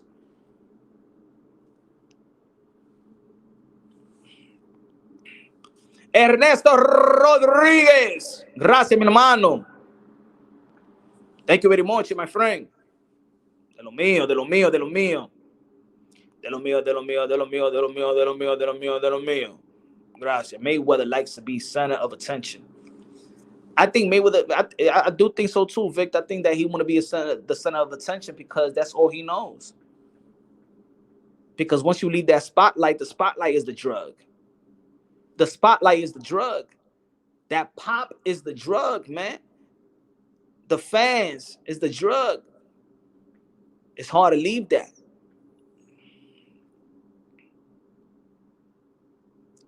Floyd wanted the money, but the money is coming to Canelo with ease. You know why it's coming with ease? Because of the support. Because of the support. That's what it is. To be honest, people even should not shit on Gervonta Tank Davis support. Because I think that Gervonta Tank Davis actually, if I was Gervonta Tank Davis, I would just fight in Atlanta. I don't give a damn. I'll fight in Atlanta until there's a big fight enough, and then I'll fight out of Atlanta. I will be fighting in Atlanta. That will be my home. Until I fight another fighter that we could negotiate, and it needs to be more in a neutral place. But Atlanta, the love that Gervonta Tank Davis was giving Atlanta, I'll stay in Atlanta. The good thing about Gervonta Tank Davis, this is what I'm gonna say. The good thing about Gervonta Tank Davis fan base, they like him. They're not going to see Gervonta Tank Davis. They're not paying their tickets to see Gervonta Tank Davis lose like they did to Floyd Mayweather. People are paying to see Gervonta Tank Davis win. People are paying to see Gervonta Tank Davis entertain them. The difference between, matter of fact, I like Gervonta Tank Davis fan base more than Floyd Mayweather. But then you could also say, are they the same fan base? Well, they don't cheer the same way, in my opinion. I think that Gervonta Tank Davis got a different fan base than Floyd Mayweather.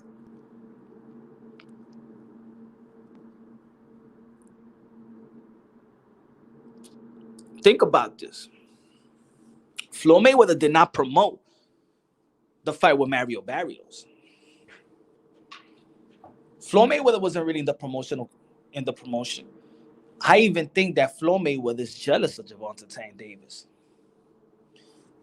Because I do think that Floyd Mayweather at one point wanted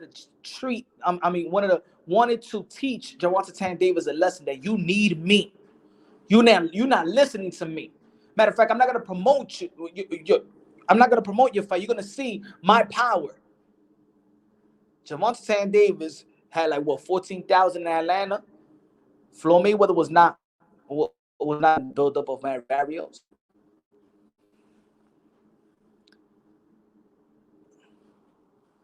But we live also in a toxic culture where there's a lot of hate. The more that you make it, the more that we hate you. The more that you succeed, we hate you. You want to see the downfall. That's America. You want to see the downfall.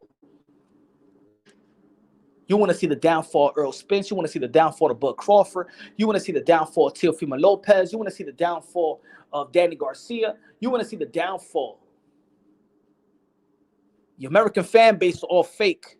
And I'm talking about generally. We talk shit all day. We talk shit about our athletes, our fighters. We talk shit about their greatness. We want to see their downfall. We want to see their career go to the slum because we're from the slums.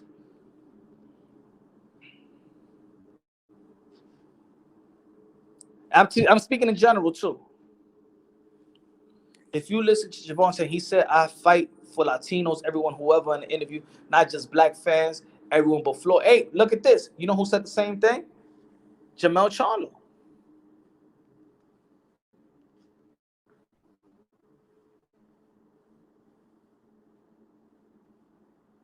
But this is why it's a pattern. It's a pattern. It's a pattern that we support when you're on your way up. Look at right now. I'm telling you right now. Look, I'm gonna play this video right back. I'm gonna play the audio. We love Boots Ennis right now. We love Virgil Ortiz right now. The day that they get a belt, you're going to criticize them to a T. You're going to say that Boots Ennis, you fought all this fight, but who did you fight? I mean, you have almost 30 fights. Watch, it's gonna be 30. When he wins his title, he's gonna be 30 and 0, 31 and 0, 30 and 0, 31 and 0. And watch, he ain't that good. He gotta fight Virgil Ortiz first. He gotta fight Conor Ben first. Watch.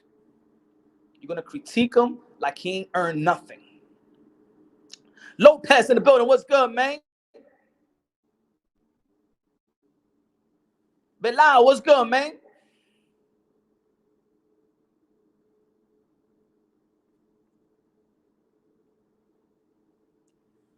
Mayweather knows his entire.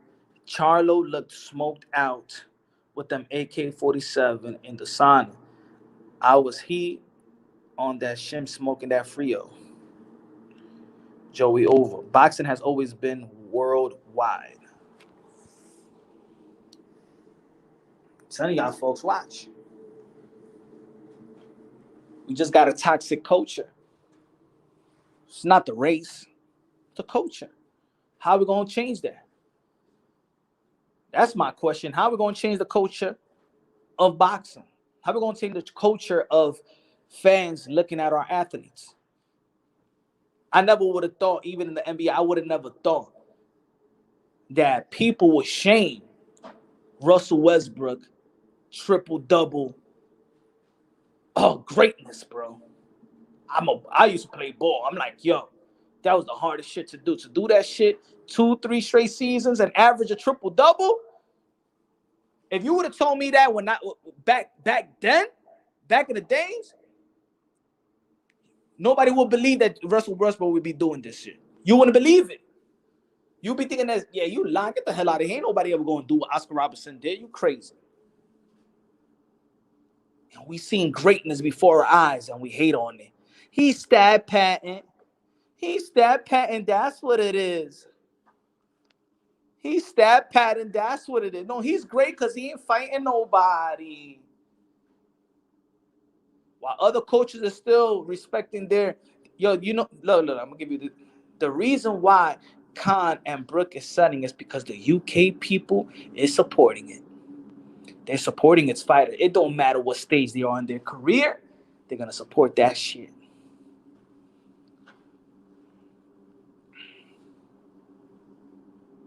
I don't support everything you say, but when you make good points, they be on fire. Good looking out, D. Will. Good looking out. Hey, man, it's a learning process, man. I want to learn from you as well. I want to learn from everybody. That's why I think I put these content out. I just see it from my perspective. That's what I said in the beginning. Look, I see it from my perspective, my experience, where I'm born and raised. I'm from New York City. I know my perspective, even on ethnicity, race, culture, may be different from New York and Atlanta. Look, put it this way. My perspective is different from being from Manhattan and a dude from Fall Brooklyn. May be two different perspectives as well. Washington Heights, Harlem cats is different from Brooklyn cats. You may not see it, but we could see it. You feel me? So that's why I always start off with my perspective, because I don't want to sound disingenuous to other people, how they're born and raised. I know the West Coast is different from the East Coast. Shit, I went to Texas this year. I'm like, man, we different. You know what I'm saying? Might not look different, but maybe the way we carry or eat or scheduling is different. See, I'm from the city that never sleeps. Guess what? I'm doing the live at this time because I don't sleep. I remember when I was in San Antonio and the restaurant was closing at 10 o'clock and the bars was closing at 12:30. I said, oh, hell no. At 12:30, that's when I'm going out. At 12:30, I'm not even in the bar yet. I'm not even in the club yet. I'm not even in the lounge yet. I'm still prepping. We pre-gaming still at 12:30. We are heading out to go to the club at that time or out to the lounge. I'm like, this shit closing. Not even in Jersey, New Jersey. Shit closed at 2 o'clock. I said, That's why I never used to go out of New Jersey. Go to the club in Jersey. 2 o'clock. Nah, that's when in New York City, that's when the DJ start playing the real shit. 2 o'clock in the morning, that's when the DJ is playing that playlist where he's going through that run, the hits after hits after hits. 2 a.m. Yup.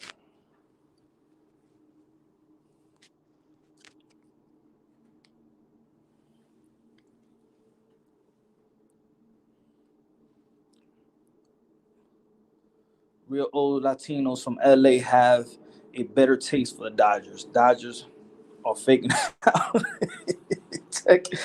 Mayweather said. Floyd had to play the Americans to support him. But Floyd never knew when to turn it off in order to be relatable to the people. Nah, Jimbo Slice, that's for real, for real.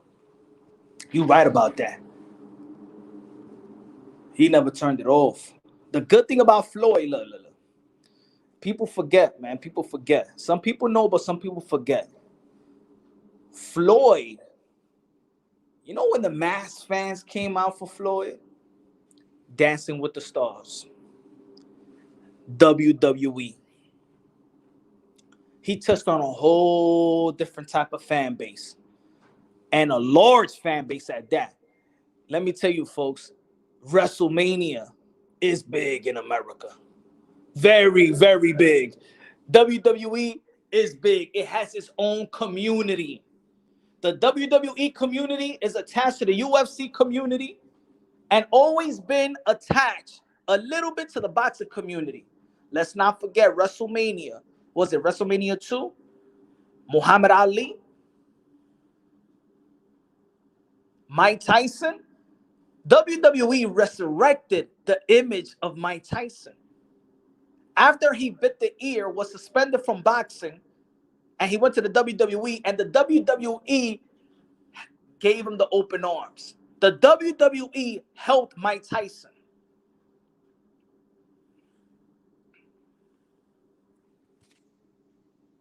The WWE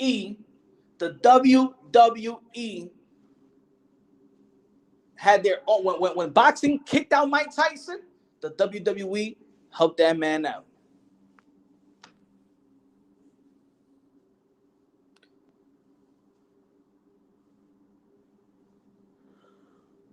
Let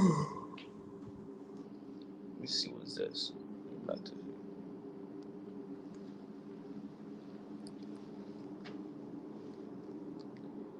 Anyone? Nah. But yeah, just culture, man. How are we gonna fix this culture? And I believe by fixing the culture as a boxer is by shouting out, and when you're promoting yourself, America.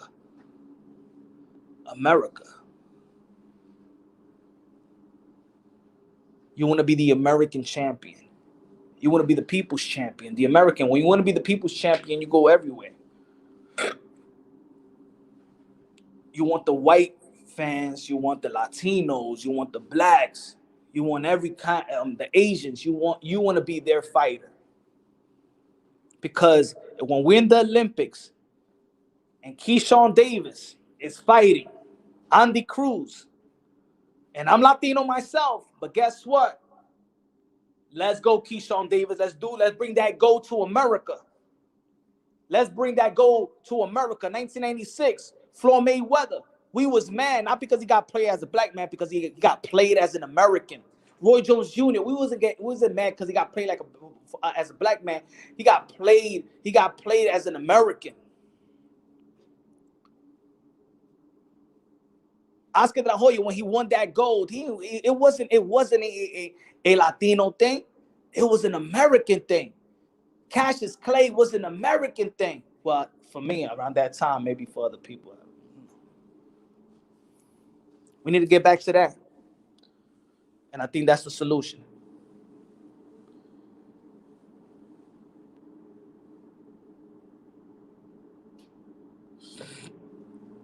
McMahon is better promoter than Don King. He's the best. Yo, Mr. McMahon is one of the best promoter, bro. Hell yeah. We need to look at this as the Olympics. Deontay Wilder won the bronze medal. yo, I couldn't wait to anybody. Yo, I used to be like, yo, that's the next heavyweight champion, bro. Man, if I would have had a channel back then, yo, if I would have had a channel back then, y'all wouldn't really know, like, yo, at the time of the Olympics, yo, this is why my favorite fighters are Keith Thurman, Boo Boo Andrade, Gary Russell Jr., Deontay Wilder. You know, those are my at that when I was losing love for boxing, I was just paying attention to the amateurs. Charles Hatley, shout out to Charles Hatley, he's getting back in the groove of things. Those are my favorite fighters. It's funny that two of my favorite fighters getting back in the ring, and they haven't been in the ring for a long time. January, Gary Russell Jr. is going to be back in the ring. That's going to be a good matchup. Filipinos is hype right now. That's going to be a good fight. That's going to be a good fight right there. And there could be an upset.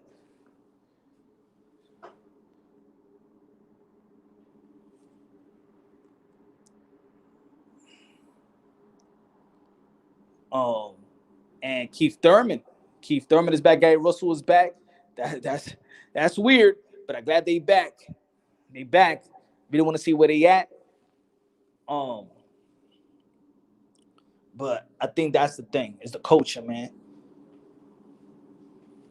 We got to fix the culture. It's not a race thing. And people going to keep arguing about race thing. Or this fighter's not getting this. Or let's say Devin Haney. Oh, man, Mauricio Sulaimon is doing this to Devin Haney because he's black. No. It's not because of that. It's not. It's not. Don't blame that on race. Oh, but nobody got the franchise. No. Don't blame it on this. It's not race, y'all. It's not race. It's not race.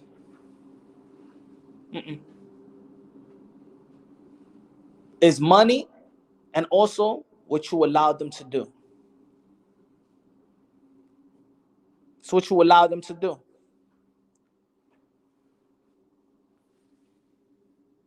Because you could say the same thing. Oh, yo, Devin Haney is making a lot of money with the WBC by putting him in that position.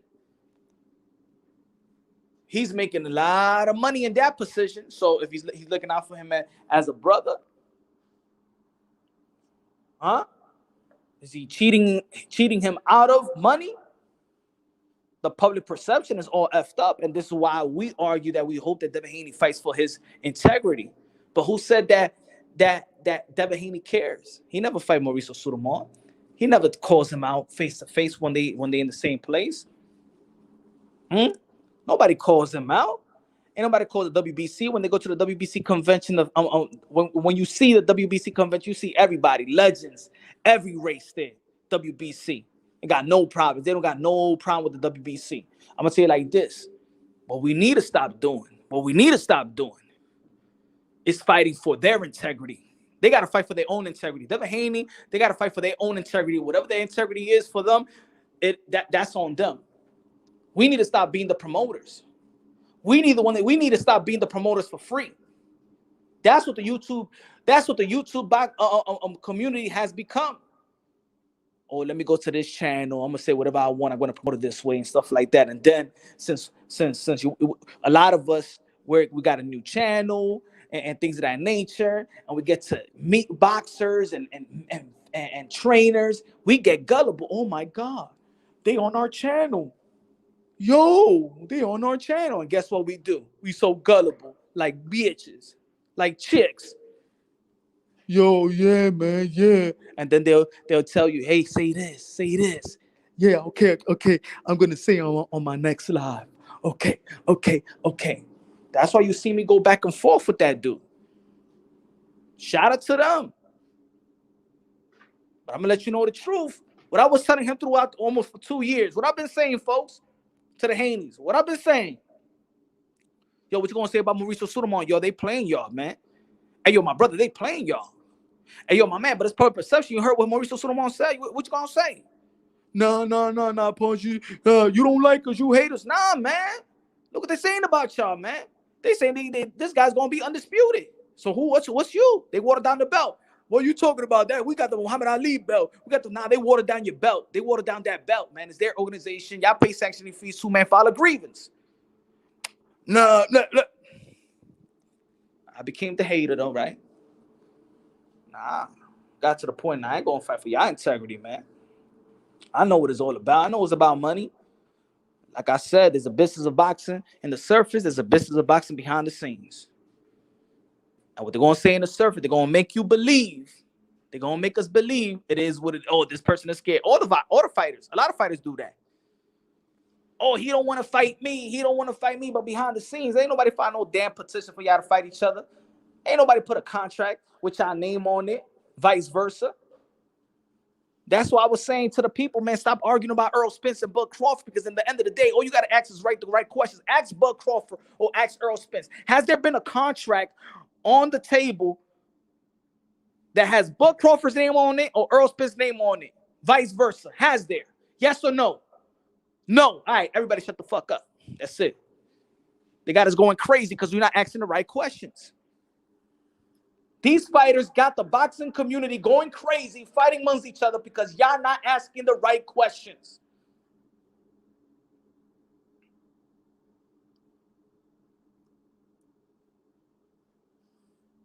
Ask the right questions. Come on, man. A bunch of us is grown-ass men. A lot of boxing content creators out here is over 40 and 50 years old. Ask the right question. We go and talk to them. Stop the shenanigans, bro.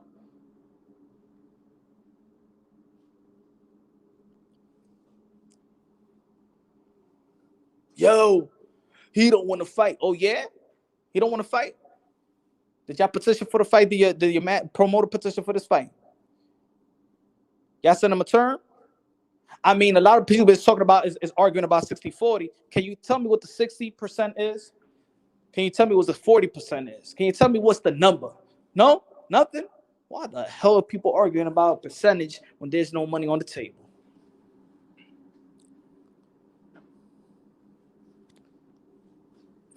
Donnie said that's true. Leonard Ellaby is a perfect example of diluting boxing.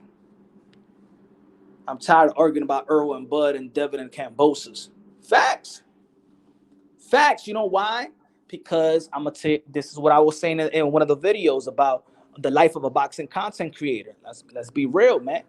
See, I'm not here. I'm only here to have, preserve the sport of boxing, preserve the fighters, give them the benefit of the doubt, having camaraderie with hardcore boxing fans, educating one another about certain things, right? If I get information behind the scenes, I feel it's my job. If the person I'm getting information from says this is off the records, then it's my job to educate the fans on what goes behind the scenes if I know things behind the scenes. There's going to be people out there that's going to believe what I'm saying. There's other people that don't. It's not going to believe what I'm saying. All right? Your woman could play you with your best friend, and you could be a dummy and be like, but she love me, though. Or the other way around. You could be playing your girl all day, and she still stay by your side. You know that, damn, my chick is dumb, but fuck it. She ain't going to leave me. Some people could actually see what's going on. I could tell you what's going on, and still, people be going, nah, punch. What the fuck am I doing this for? Why do I need to tell you this for? Anything that I've said behind the scenes, anybody has come out and said, hey, yo, punch, that's a flat out lie. Only one man said that I was lying about a meeting I said in June, and then that meeting came through fruition in October. Oh, I wasn't lying, right?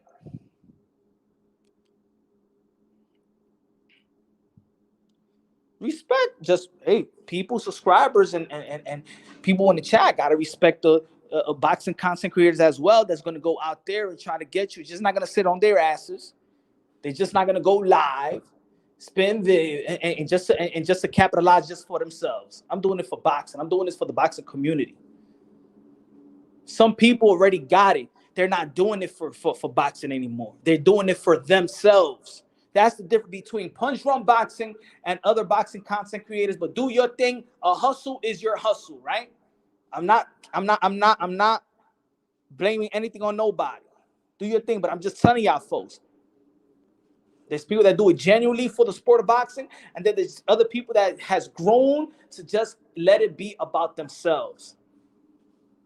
I'm going to go and make a live. I'm going to do a video and talk about the same 5 boxers because they're going to bring me views. As soon as I talk about another boxer like a Keyshawn Davis or somebody that's on the come up, as soon as I talk about women boxing, as soon as I talk about somebody else, I'm going to talk about Alicia Baumgartner. I'm going to be talking about this. It's not going to bring me views, so I ain't even going to talk about it. That's what's happening in this community. That's what's effing up the community as well. Yeah, there's other boxing content creators that do their due diligence to talk about everything, everybody, no matter if they get 15,000 for this, 15K views for this video because it's about Canelo Alvarez, or the guy that wants to talk about Kid Austin.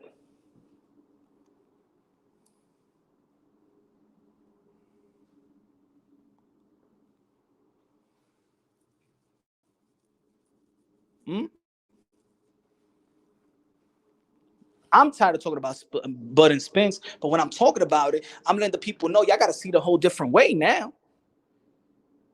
The fight is not going to happen. You know why? Because the business handlers is telling them, and it's telling you, by not putting the fight yet, is not ready. The food ain't ready. Hate it or love it, the food is not ready. Dead drop. Good looking out, brother. I appreciate that, man. Appreciate you, man. So when I say, and I got it on my and I said this the other live show, and I said it on, I put it on my membership info, because if you get the membership, y'all already know y'all get the perks for exclusives. When I sat down that Friday with the president of the WBO and the ambassador of the WBC, and they telling me that they was trying to make the WBC and the WBO been trying hard to make the fight with Errol Spence and Bud Crawford, because they feel like Bud Crawford is getting the short end of the stick in the of the politics of the sport of boxing. I didn't ask that question. They were just trying to let me know. They were trying to educate me of what goes on in the sport of boxing that people don't know. That when they hear people talk about Bud and Spence, you know what they call? They say the YouTube boxing content creator, you all a bunch of idiots. I said, hey. I told Paco, I'm YouTube, Papa. I'm a YouTube boxing content creator. He said, people don't know nothing. The people is never gonna know about the business of boxing. It's not no. The word he said, the business of boxing is none of the fans' business. You heard? How long I've been trying to tell y'all that, folks? When the presidents of two different type of organization and the ambassador one organization and the other ambassador tells you that the business of boxing is none of the fans' business. I said, I know that. I knew that. We don't listen to the fans. They even said it. The fans change what they want every day.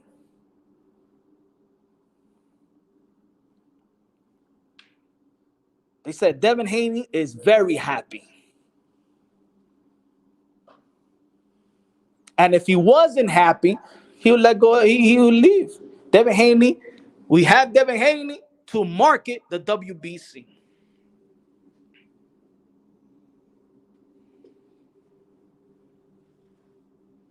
I expressed that to the people. I said, Bud Crawford, Earl Spence ain't gonna happen. What happened? Weeks later, or a week later, whatever, they announced that Ugas is given permission for the WBA that he could go along and fight for the unification bout of Earl the True Spence. The WBO, the guy that Bud Crawford paid the sanctioning fees, already told me that Earl Spence and Bud Crawford is not going to fight. They say that Earl Spence do not want to fight right now. The Earl Spence people, not Earl Spence representative does not want to fight right now. So my factual conversation with the belt federations directed to me that because the reason Bud Crawford and Earl Spence is not happening right now is real the side of Earl Spence. Now, y'all can believe it or not my business. I'm just telling y'all what was told to me. Y'all can respect y'all could respect my work and me putting myself in position to get this information to deliver to y'all, then it's up to y'all to take it. Some of y'all still gonna be arguing, no, it's Bud Crawford. I don't have no horse in the race. And if you've been following the channel, y'all know I don't have no horse in the race when it comes to Bud Crawford and Earl Spence. I don't have no horse in the race. I don't care who wins. At this point, I don't care if they fight.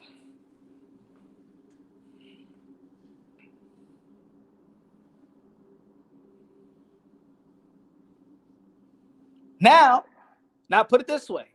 If Mike Coppinger reports what I just told y'all take it. Everybody do a video about it. Everybody, Mike Coppinger reported this. Mike Coppinger tweets what I just said. Not the whole world boxing want to listen. The same way when I did the interview with Mickey Bay. It's so funny. Look, it's so funny. The interview I had with Mickey Bay had 500 views last year. Since I put in the community box, it have reached to 10K.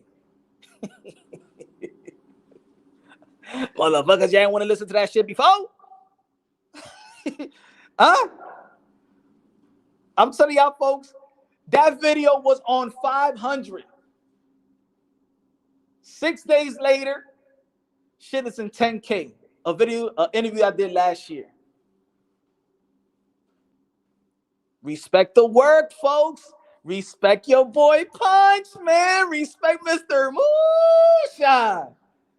Don't be late. Don't be late. I told y'all about the meeting that Devin Haney was supposed to be having with Top Rank. I told that in June. Go check the archives. June 18th, I dropped the video. October came and they arguing about the meeting. What meeting? What meeting? Oh, and Bob Evans said there was a meeting. Oh, there was a meeting. Oh shit, there was a meeting. Motherfucker, if y'all would have been paying attention to Punch Wrong Boxing, baby, you would have known this shit by June. I guess I gotta keep on working. Prove to you that your boy Mr. Moonshine is willing to do everything to deliver the type of content that this community deserves and need.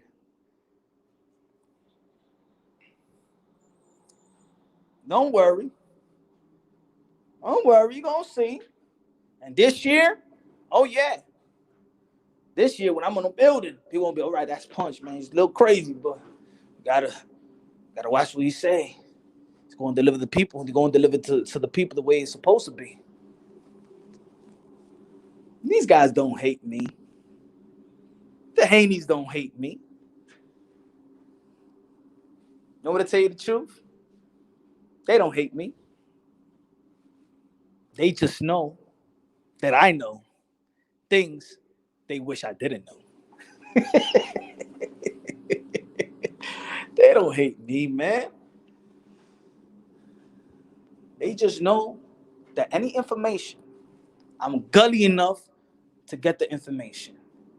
And if you're a boxer or boxing personnel, and I ask you genuinely questions, and you could tell me, and if it's off the records, it's off the records.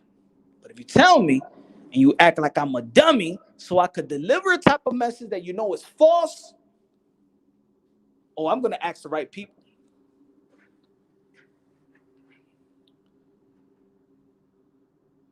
I'm going to ask the right people. Earl Spence is the best. He has the capability to beat Canelo Alvarez by knockout. That's facts, because he has more head movement than Canelo and can take the pain shots. Oh, come on, man. Come on, Andre. He didn't even stop Mikey Garcia, 135 pounder. He didn't even stop. He won a split decision versus Sean Porter, man. Come on, man. We're talking about Canelo Alvarez, man. I'm saying like this, man. You're gonna get hey, Earl. For you that you think that Earl Spence got a chance with Canelo Alvarez, you're gonna get Earl Spence permanently hurt. He's gonna be permanently retired. I'm gonna say it like that. Whoever trying to push that, whatever fan base trying to push Earl Spence, Canelo Alvarez, you gonna Canelo, yo. He already got an effed up eye. He gonna end up blinding Earl Spence. Y'all better quit with that. Earl Spence ain't ready for no damn season Canelo Alvarez. Let's not forget, Canelo Alvarez is even the same age or probably younger than Earl Spence. Y'all forget that Canelo Alvarez is seasoned. That Canelo Alvarez is in the prime of his career. That's intellect and physical ability is coexisting at the highest level. The Canelo Alvarez, the 4th Division World Champion, the newly super middleweight champion, the AKA King Nelo, AKA Cartelo, AKA Payday, AKA get the fuck out of here, man. Do not fuck around with Canelo and put Earl Spence' name next to Canelo Alvarez. He will wipe the floor with Earl Spence. Wipe the floor with Earl Spence and retire him. Knocking out his other eye. Blinding him. You must be nuts. Don't you ever mention Canelo Alvarez in the same senses as Earl Spence to fight one another.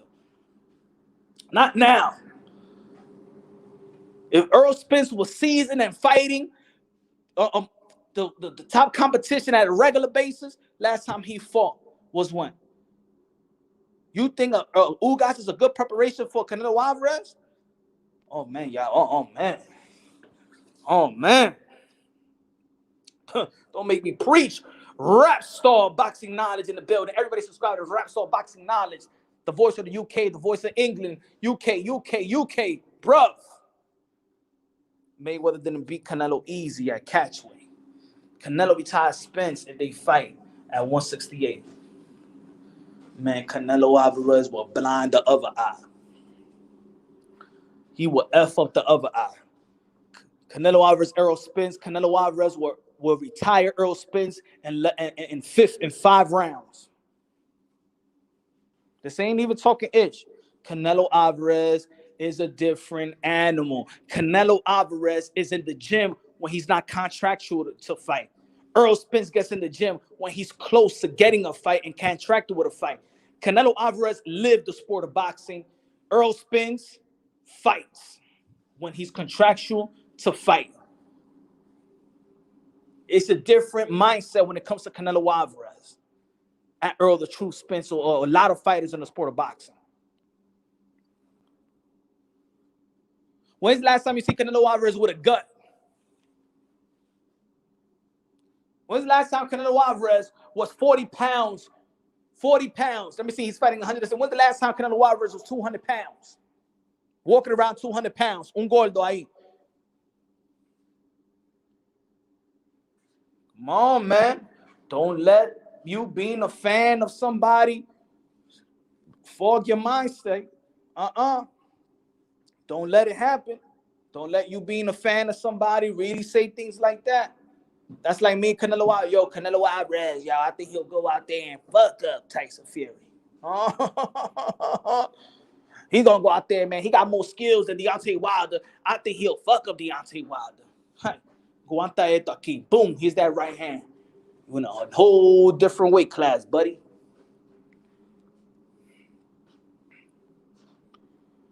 I want Zurdo Ramirez versus David Benavidez. That's what I like.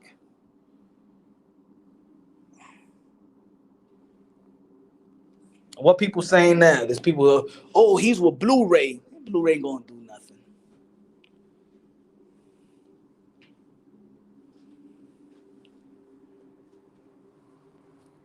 Meaning not saying that he won't help. What I'm saying is when a fighter, fighters know how to get strong, bro. At this point of Earl Spence's career, he could do it without a strength and conditioning coach. He could do whatever the straight. If you've been with this strength and conditioning coach for 12 years, then he should do his regimen. If my father taught me how to do push-ups, I don't need my father to help me to do push-ups 12 years later. Like, come on. Come on, man. Yo, watch when he get watch when he get blue. Guess what? Devin Haney got Blu-ray. Oh, he's gonna go to a whole nother level. Stop, man. Just because he lands on the channel, stop.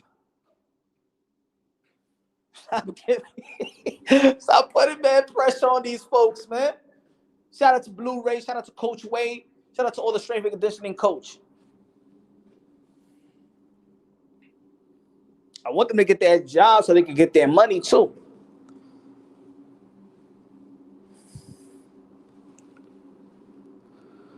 This dude been hating Earl Spence for years. No, I'm not. See, that's what I mean. I already said I didn't think that Earl Spence was great. I thought he was a good fighter, very disciplined, very traditional. I didn't see him as being like the special and having no. I've learned to be a fan of Earl Spence,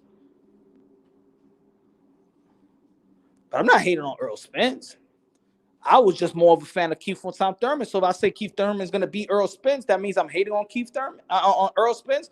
I just felt like Keith Thurman is better skillfully than Earl Spence. That doesn't mean I hate Earl Spence. That's the problem with boxing as well. So if you pick one fighter to win, you hate the other one. So if I had Earl Spence, if I got Earl Spence beating Ugas, do I hate Ugas? No, you would be like, well, the way that you're breaking it down is actually good. You would love that content. Instead of calling me a hater, you would say, yo, Punch, I like it. I'm gonna do a whole video on how I think Earl Spence is gonna beat Ugas. And you're gonna be like, well, okay, I like Punch, good take. You ain't gonna say I hate Spence on that video. Come on. Oh my God, Erickson Lubin gonna beat Fundora by. I got Erickson Lubin winning. I got Erickson Lubin. Errol pushing the heavyweights of the division now, trying to be a 3-belt champion. Can't hate that. Errol pushing the heavyweights of the division, now trying to be the heavyweights. The other welterweights, bro, no one is hating you. Just tripping. No, I wasn't talking about you, Andre. I was talking about the message that Nardi Crash said. This one said this dude been hating on Earl Spence for years. I was just not a fan of Earl Spence. That's all. I admit to it, bro. That's not hating. I just didn't find him like there's certain like Kobe. I didn't find Kobe was going to be the next. I was an Allen Iverson guy. I didn't think that Kobe was going to be that guy. I like the Ray Allen more than Kobe Bryant. I think Ray Allen was better than Kobe Bryant coming out, you know what I'm saying, from the 96 draft. Hey, you athletes sometimes they prove you wrong and how the potential that you thought that you think they had. Twitter boy. I don't know who's that. Benavidez Cerdo's spar partner. That fight not happening specifically because Benavidez ducking the. Damn, yo, y'all so quick to say that somebody ducking. I don't think fighters duck, Victor, though, man. I think it's the business handlers, you know? He got Samsung Promotion. Samsung Promotion works with Al, you know what I'm saying? They got to wait for networks. It's a build of the career. Folks, man, folks, don't blame the fighter. Don't call the fighter ducks. The fighter fights.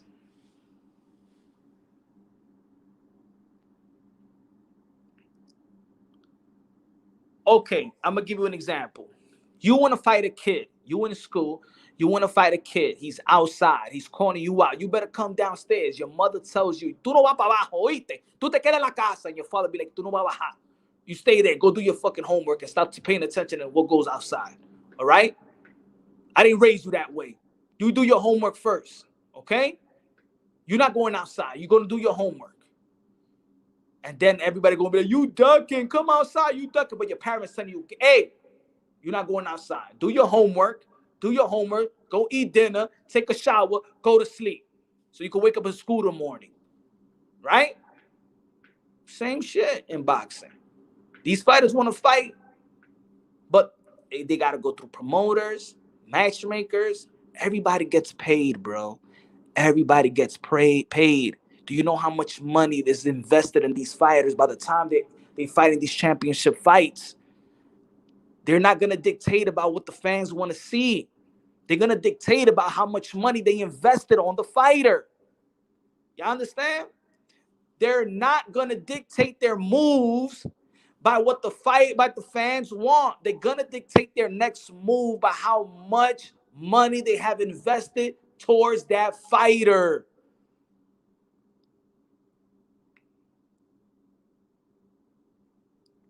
You understand? He said, you paint a negative narrative when it comes to Spence every time, my boy. No, what about did you ever see the video that I said Earl Spence and Sean Porter, fatherhood is prominent in the sport of boxing, and build them up and give them all the props as fathers? I've got good videos of Earl Spence. Again, you got watch the positive things. Again, you're speaking to a guy that I didn't see Earl Spence as this great fighter. I didn't project. I don't see Earl Spence. I didn't see Earl Spence the way that I see Boots Ennis. I didn't see Earl Spence the way that I see Virgil Ortiz. It's not negative, but when we're talking about Keith Thurman, my channel in the beginning when I was talking about Keith Thurman and Earl Spence, that's what the content that I was talking about a lot in the beginning of my when I created the channel. Guess what? I thought that Keith Thurman was better than Earl Spence. So the narrative is not the narrative, is what my analysis says, is what I felt. I think that Earl Spence beat Ugas. I think that Earl Spence beat everybody except Bud. And maybe Thurman if he's 100%. I feel like I always felt that Bud Crawford and Earl Spence and Keith Thurman was the best fight in the welterweight division. That's just my opinion. That's just my opinion. I thought that Bud Crawford, Keith Thurman was the number one fight in my opinion. Stylistically, matchup-wise, intellectually, everything. I think they got more in the bag than Earl Spence. Am I hating on Earl Spence because of that? No. I'm giving you what I see, and I could be wrong. I become an Earl fan once Keith Thurman became inactive. A lot of people did. I'm a Keith Thurman fan, but guess what? When he was around Earl Spence, he acted a little too nice. His mood changed. I didn't like that as a fan of Keith Thurman. I felt that he had some type of emotional control over Thurman when he was around him. See, I could say that. Benavidez at 168 chasing Canelo Benavidez, a big boy struggling to make weight. Yeah, man. Why is he struggling to make weight? Is it because he's struggling, or maybe they feel his business handlers make him feel like this is the best weight class for him to get the bag? Just like Earl Spence. I think that Earl Spence and Keith Thurman, even Sean Porter, I think they overstayed their welcome at welterweight division. I think Earl Spence and Keith Thurman has grown out of the welterweight division, in my opinion. You're walking around 190. Both of these guys been walking around at 190 before. That's almost 200 pounds, bro. Shrinking yourself back much, man. Premium in the building. What's good? I respect the passion and hard work on a graveyard shift punch. Reminds me of Floyd 2 a.m. workout while his opponents are sleeping. Gracias, mi hermano. Thank you. Yeah, man. I appreciate that, man. Glad and appreciate it. Genuinely appreciate that you appreciate the work, man. Thank you, man. God bless, my brother. Yeah, man, we got to do the work. Boxing is 24/7. Premium, you know that, man. Boxing is 24/7. What time it is in Tokyo right now? Let's talk about Inoue. How much is it? What time is it in the Philippines? They up. So boxing is always up. Man. Past 3 fights, went to 12 rounds first. Mikey then stepped up to the weight division up. But I felt if it wasn't for the car accident and the injury, Earl Spence was. I like how Earl Spence been picking his opponents though, because he didn't have to fight Danny Garcia. I gave Earl Spence massive respect for fighting Danny Garcia after the car accident. Massive respect. And then there was people out there that was disrespecting Danny Garcia. Nah, I give a massive. That's a big win. Matter of fact, after that car accident, to pick a Danny Garcia after that layoff and the accident, you could actually say that probably the best win for Earl Spence. just because how he was coming. So like you might not see it in paper, but somebody in the future may not see that on paper. But if they knew the backstory and what he had to overcome, and then to get that fight, I think that's a big fight. I think that spoke a lot of volumes of who Earl Spence truly is. Because even he said they wanted him to get an easier fight, to get more of a tune-up fight, you know. So got to give a lot of credit for Earl Spence, you know, for that being on the table. He's saying, nah, let me get Danny Garcia. I don't want no easy touching. Even though remember the WBC didn't order the mandatory, didn't order that fight. They gave him a voluntary fight so he could pick whatever opponent he wanted, and he still picked Danny Garcia. So in my opinion, that's one of the best ones for Earl Spence, in my opinion.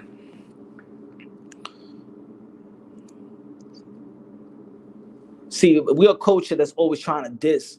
Why? Look at their pay-per-view numbers, yo. Look at their pay-per-view numbers, yo. It don't matter, man. Bendova, I think Spence should have went to 154 after he beat Brook. His power has decreased. He's been drained too long. Can't use all your youth at 147. Look at Canelo. Facts, man.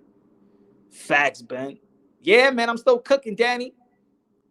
Yeah, man. I think Spence should have went to 154 after he beat. Yep. Well, I don't know about after Brook, you know, because he fought Lamont Peterson. He didn't drain himself there. He fought Ocampo. He didn't drain himself there. But then in that Brian Costas interview, he said he did drain himself for Mikey Garcia and for Sean Porter. So maybe after them, maybe, man. And look, and once you gain that weight and you try to come back down, it's not easy, man. Once your body touches that weight and the water retains and because your body records a lot of stuff. Once you that weight, you could get up to that weight easily. Johnny, glad you're healthy again, champ. Yeah, man. God is great, man. God is beautiful. God is great. God is beautiful. I ain't gonna say I'm 100%, but I'm 100% blessed. Put it that way. But I'm feeling good, man. Maybe so, but it would be set to be seen. Boxing can't always go both ways. Damn, Punch still cooking. Ya tú sabes, Dani, trabajando duro para la gente aquí.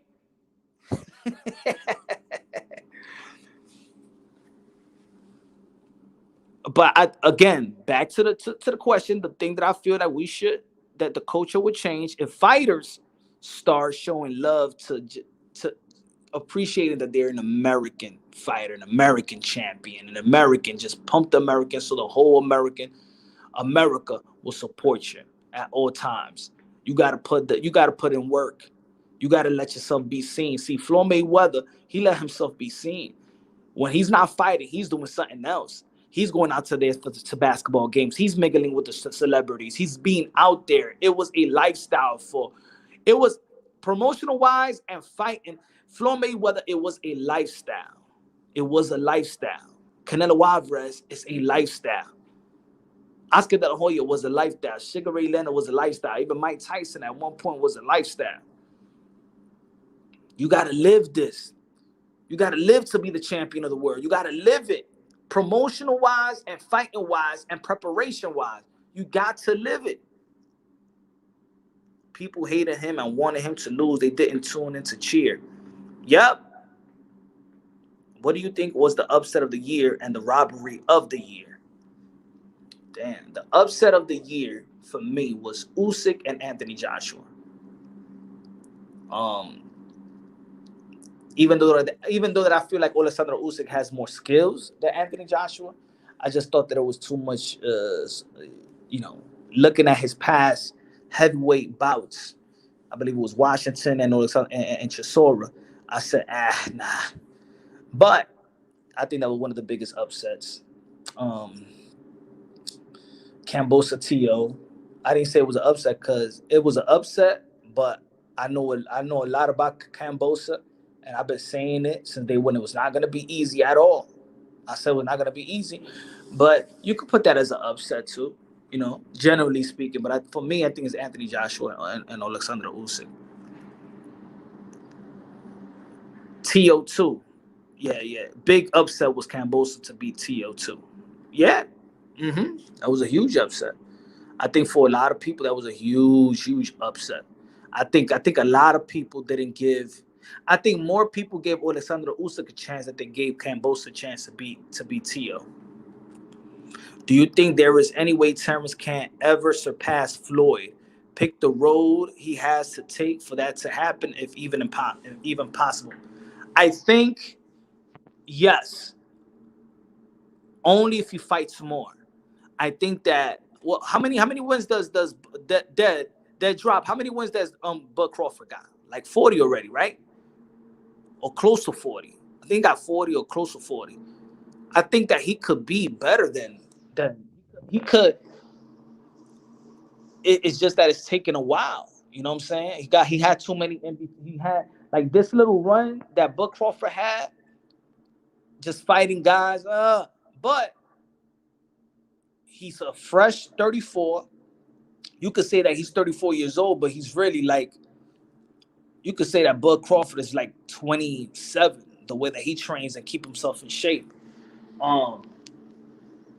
If he beats Earl Spence and becomes let's say Earl Spence beat Ugas, and just let's paint the picture. Let's say he beat Ugas, and Bud and Spence does come through fruition, and he beats Spence, becomes undisputed in 2 weight classes. Yes, you got to put him in the same name as Floyd. Hell yeah. I mean, Floyd never been an undisputed. 2 undisputed in 2 different classes has been lineal. I think, and then beating guys in their prime. That win against Sean Porter, retiring Sean Porter, is big, bro. I don't think people want to give it to Bud, but I think that's a huge win because it was a stoppage. I think 36, if I'm not mistaken. And that's what I mean. He could have had more fights than this. You know, that 2 fights a year, and that not now is heading to like 1 fight a year. I think it's hurting Bud Crawford. But you give him another undisputed, I could say this: he's already better than Andre Ward, which I think. If he unifies the title at welterweight, is he better? Is his career better than Andre Ward? He'll be a three division world champion.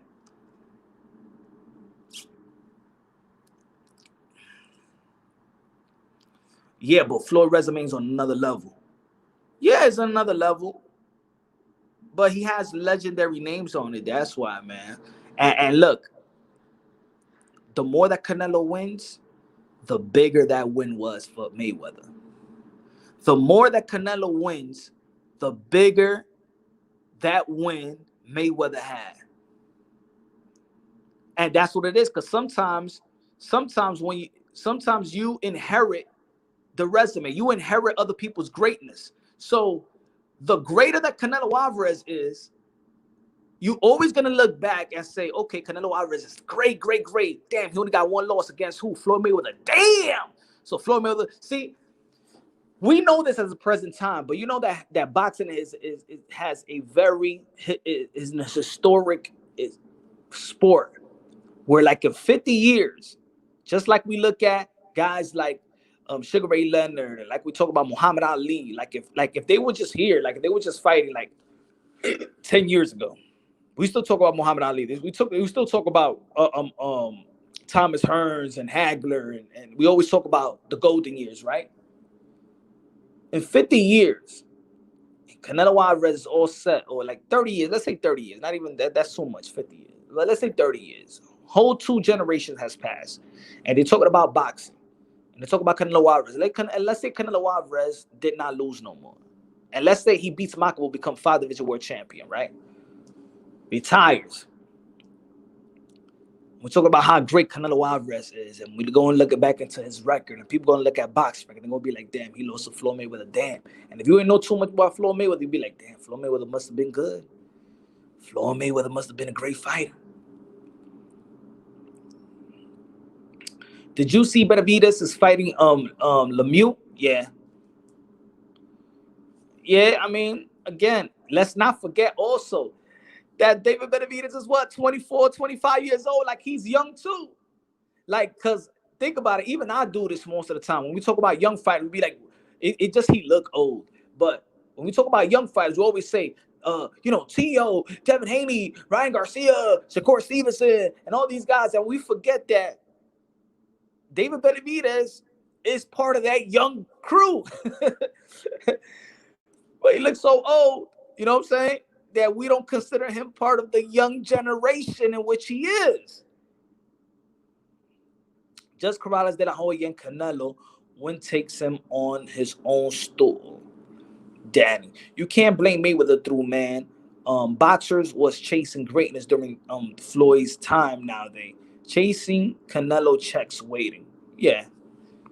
Why does Floyd continue downplaying Canelo's skill set if that's true? I think premium. You know what it is? Like I said earlier, I think that Floyd Mayweather, I think he envies the loyalty and support that fans have for Canelo Alvarez. You know what I'm saying? Think about this, Floyd. Floyd always also shit on the writers. He shits on the journalists. So think about it. They're gonna show him love, but they ain't gonna like fall over here for him because he always say that people don't know shit about boxing. See, Canelo Alvarez really don't say that shit.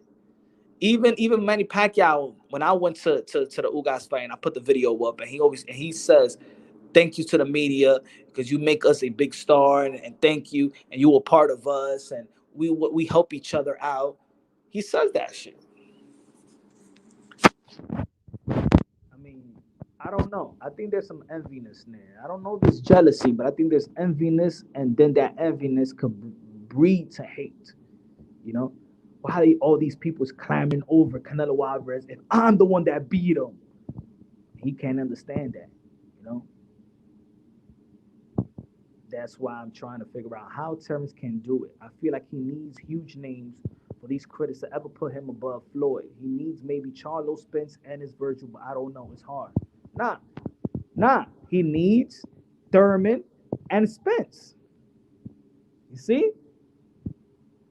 Oh, Earl Spence beating Bud Crawford beating Boots is not bigger than Bud Crawford beating Thurman. Bud Crawford beating Virgil was not bigger than Bud Crawford beating Thurman. He needs to beat Thurman in the welterweight division. Thurman and Earl Spence. Because I'm gonna tell you, I don't care how people feel about Thurman. I don't care they are attached to me. I'm a fan of Thurman. It's always gonna go back to, well, none of y'all beat Thurman. You only lost to the legend Manny Pacquiao. It's always gonna go back. These three guys, the three-headed monster, gotta get it. And I think in 2022, we're gonna see a fight. We're gonna see Thurman or Spence, Thurman or Bud. We're gonna see that fight. If Thurman gets through Barrios, in which it's even harder to predict that fight. I don't know what the fuck is gonna happen because Thurman got to show us that he got a killer instinct. He almost got put out in the 7th round by Josecito Lopez. So he got to be. And it only takes one fight. If Thurman looks highly impressive, even though that Javante Davis beat Mario Barrios, if he knocks out Barrios, just stops him. If he goes a whole 12 round, I don't think it's gonna be a good look. My fault. Is it good now?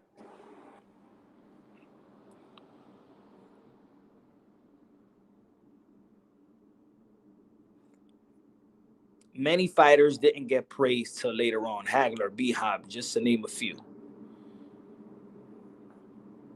Facts. So how can we change that now? Should we just let that trend go by? Or should we appreciate the fighters now? But yet, like I said, it's still American fighters, right? Hagler, B-Hop is still American. Is still American, so we still is a culture. So Salvador Sanchez get love. Did Hector Camacho get love? Did Chavez get love? Did Fernando Vargas get love? I think it's a culture, man. It's just a culture. It's the Americanized culture. When it comes to sports, we don't support our own. We want to see the downfalls of our athletes so they could pick themselves back up. And then if they do, then we say they're great. We're not convinced when they're doing something great. Fans have their own views. Can't tell people what to like. Well, I'm gonna say it. It's my channel. I say whatever the fuck I want. I'm gonna tell you what I see in my perspective. I see the American fan base is a toxic fan base that don't know how to support their own, that don't know how to be loyal to their own, win or lose in the sport of boxing. It is what it is.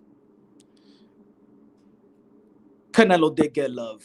You're just trying to fight. You're just boxing with Sean. You're always doing it, my brother. I know you're always the guy that's trying to disagree with everything I have to say. Unless if it's Loma, right? If it's Loma, then, you know what I'm saying? Hey, yo, Loma is the best at lightweight and he'll beat everybody up. I don't think nobody beats Loma no more. Then I'm right, right? You're not gonna say, "Oh, well, punch." That's just you that believe in that. Not everybody believes that.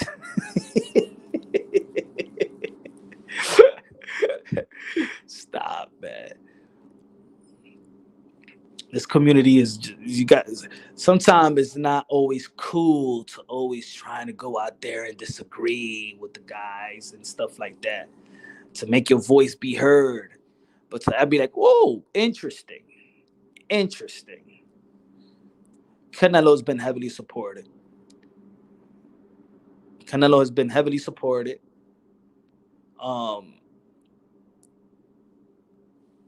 it is what it is. Not everybody believes that either. Not everybody believes everything, right? Not everybody believes that my mama is beautiful. They're gonna be like, my mama is beautiful. So nobody can say nothing about nothing. Because you're always gonna be like, well, not everybody believe that. But not everybody believe that. I mean, not everybody think that Earl Spencer's good. Not everybody believe that Floyd Mayweather's great. There's people that hate Floyd Mayweather. They don't believe that Mike Tyson was top 5 heavyweight. Nah, I don't think he's top 5 heavyweight. Not everybody believe that. Not everybody believe that. Not everybody believe that.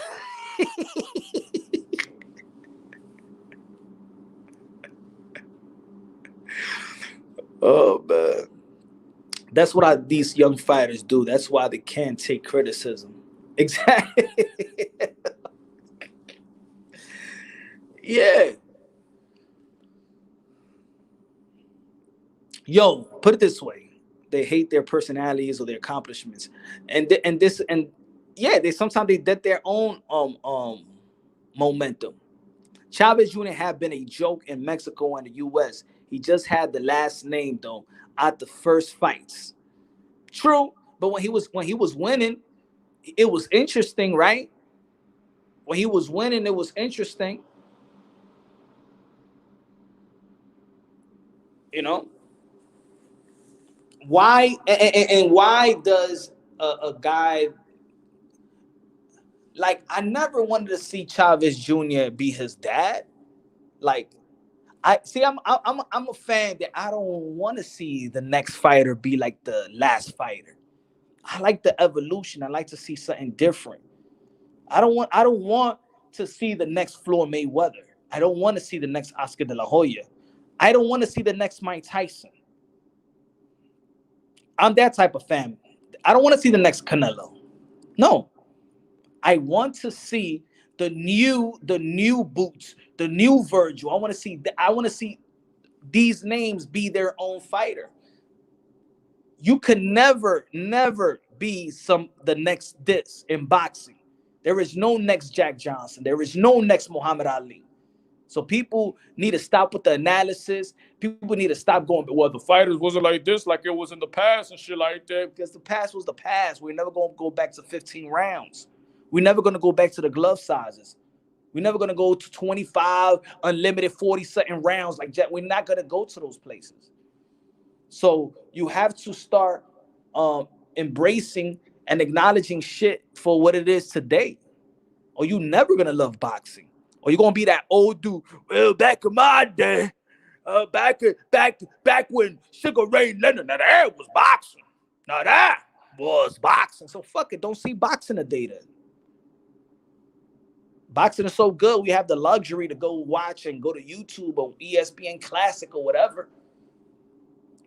You going to sound grumpy all the time. Well, the fight is not like it was. I mean, the heavyweight was not. You're going to sound like Frank Bruno when he was talking about Tyson Fury.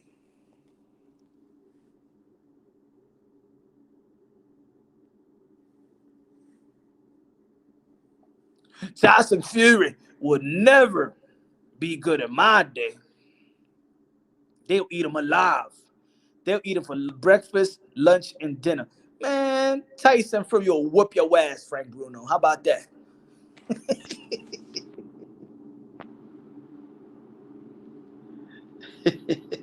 How about that, Frank? Some people living in the past, it's time to evolve. Facts, evil. Facts. Yo, but tomorrow I'm going in a better time, 8 p.m. Eastern time. Just had to go late, man. You know, try to communicate with the people, man. People gonna catch the playback. But tomorrow, well, today, 8 p.m. Eastern time, catch me, your boy, Mr. Moonshine. Thank you for the people that's tuned in. Love y'all. God bless. And on to the next.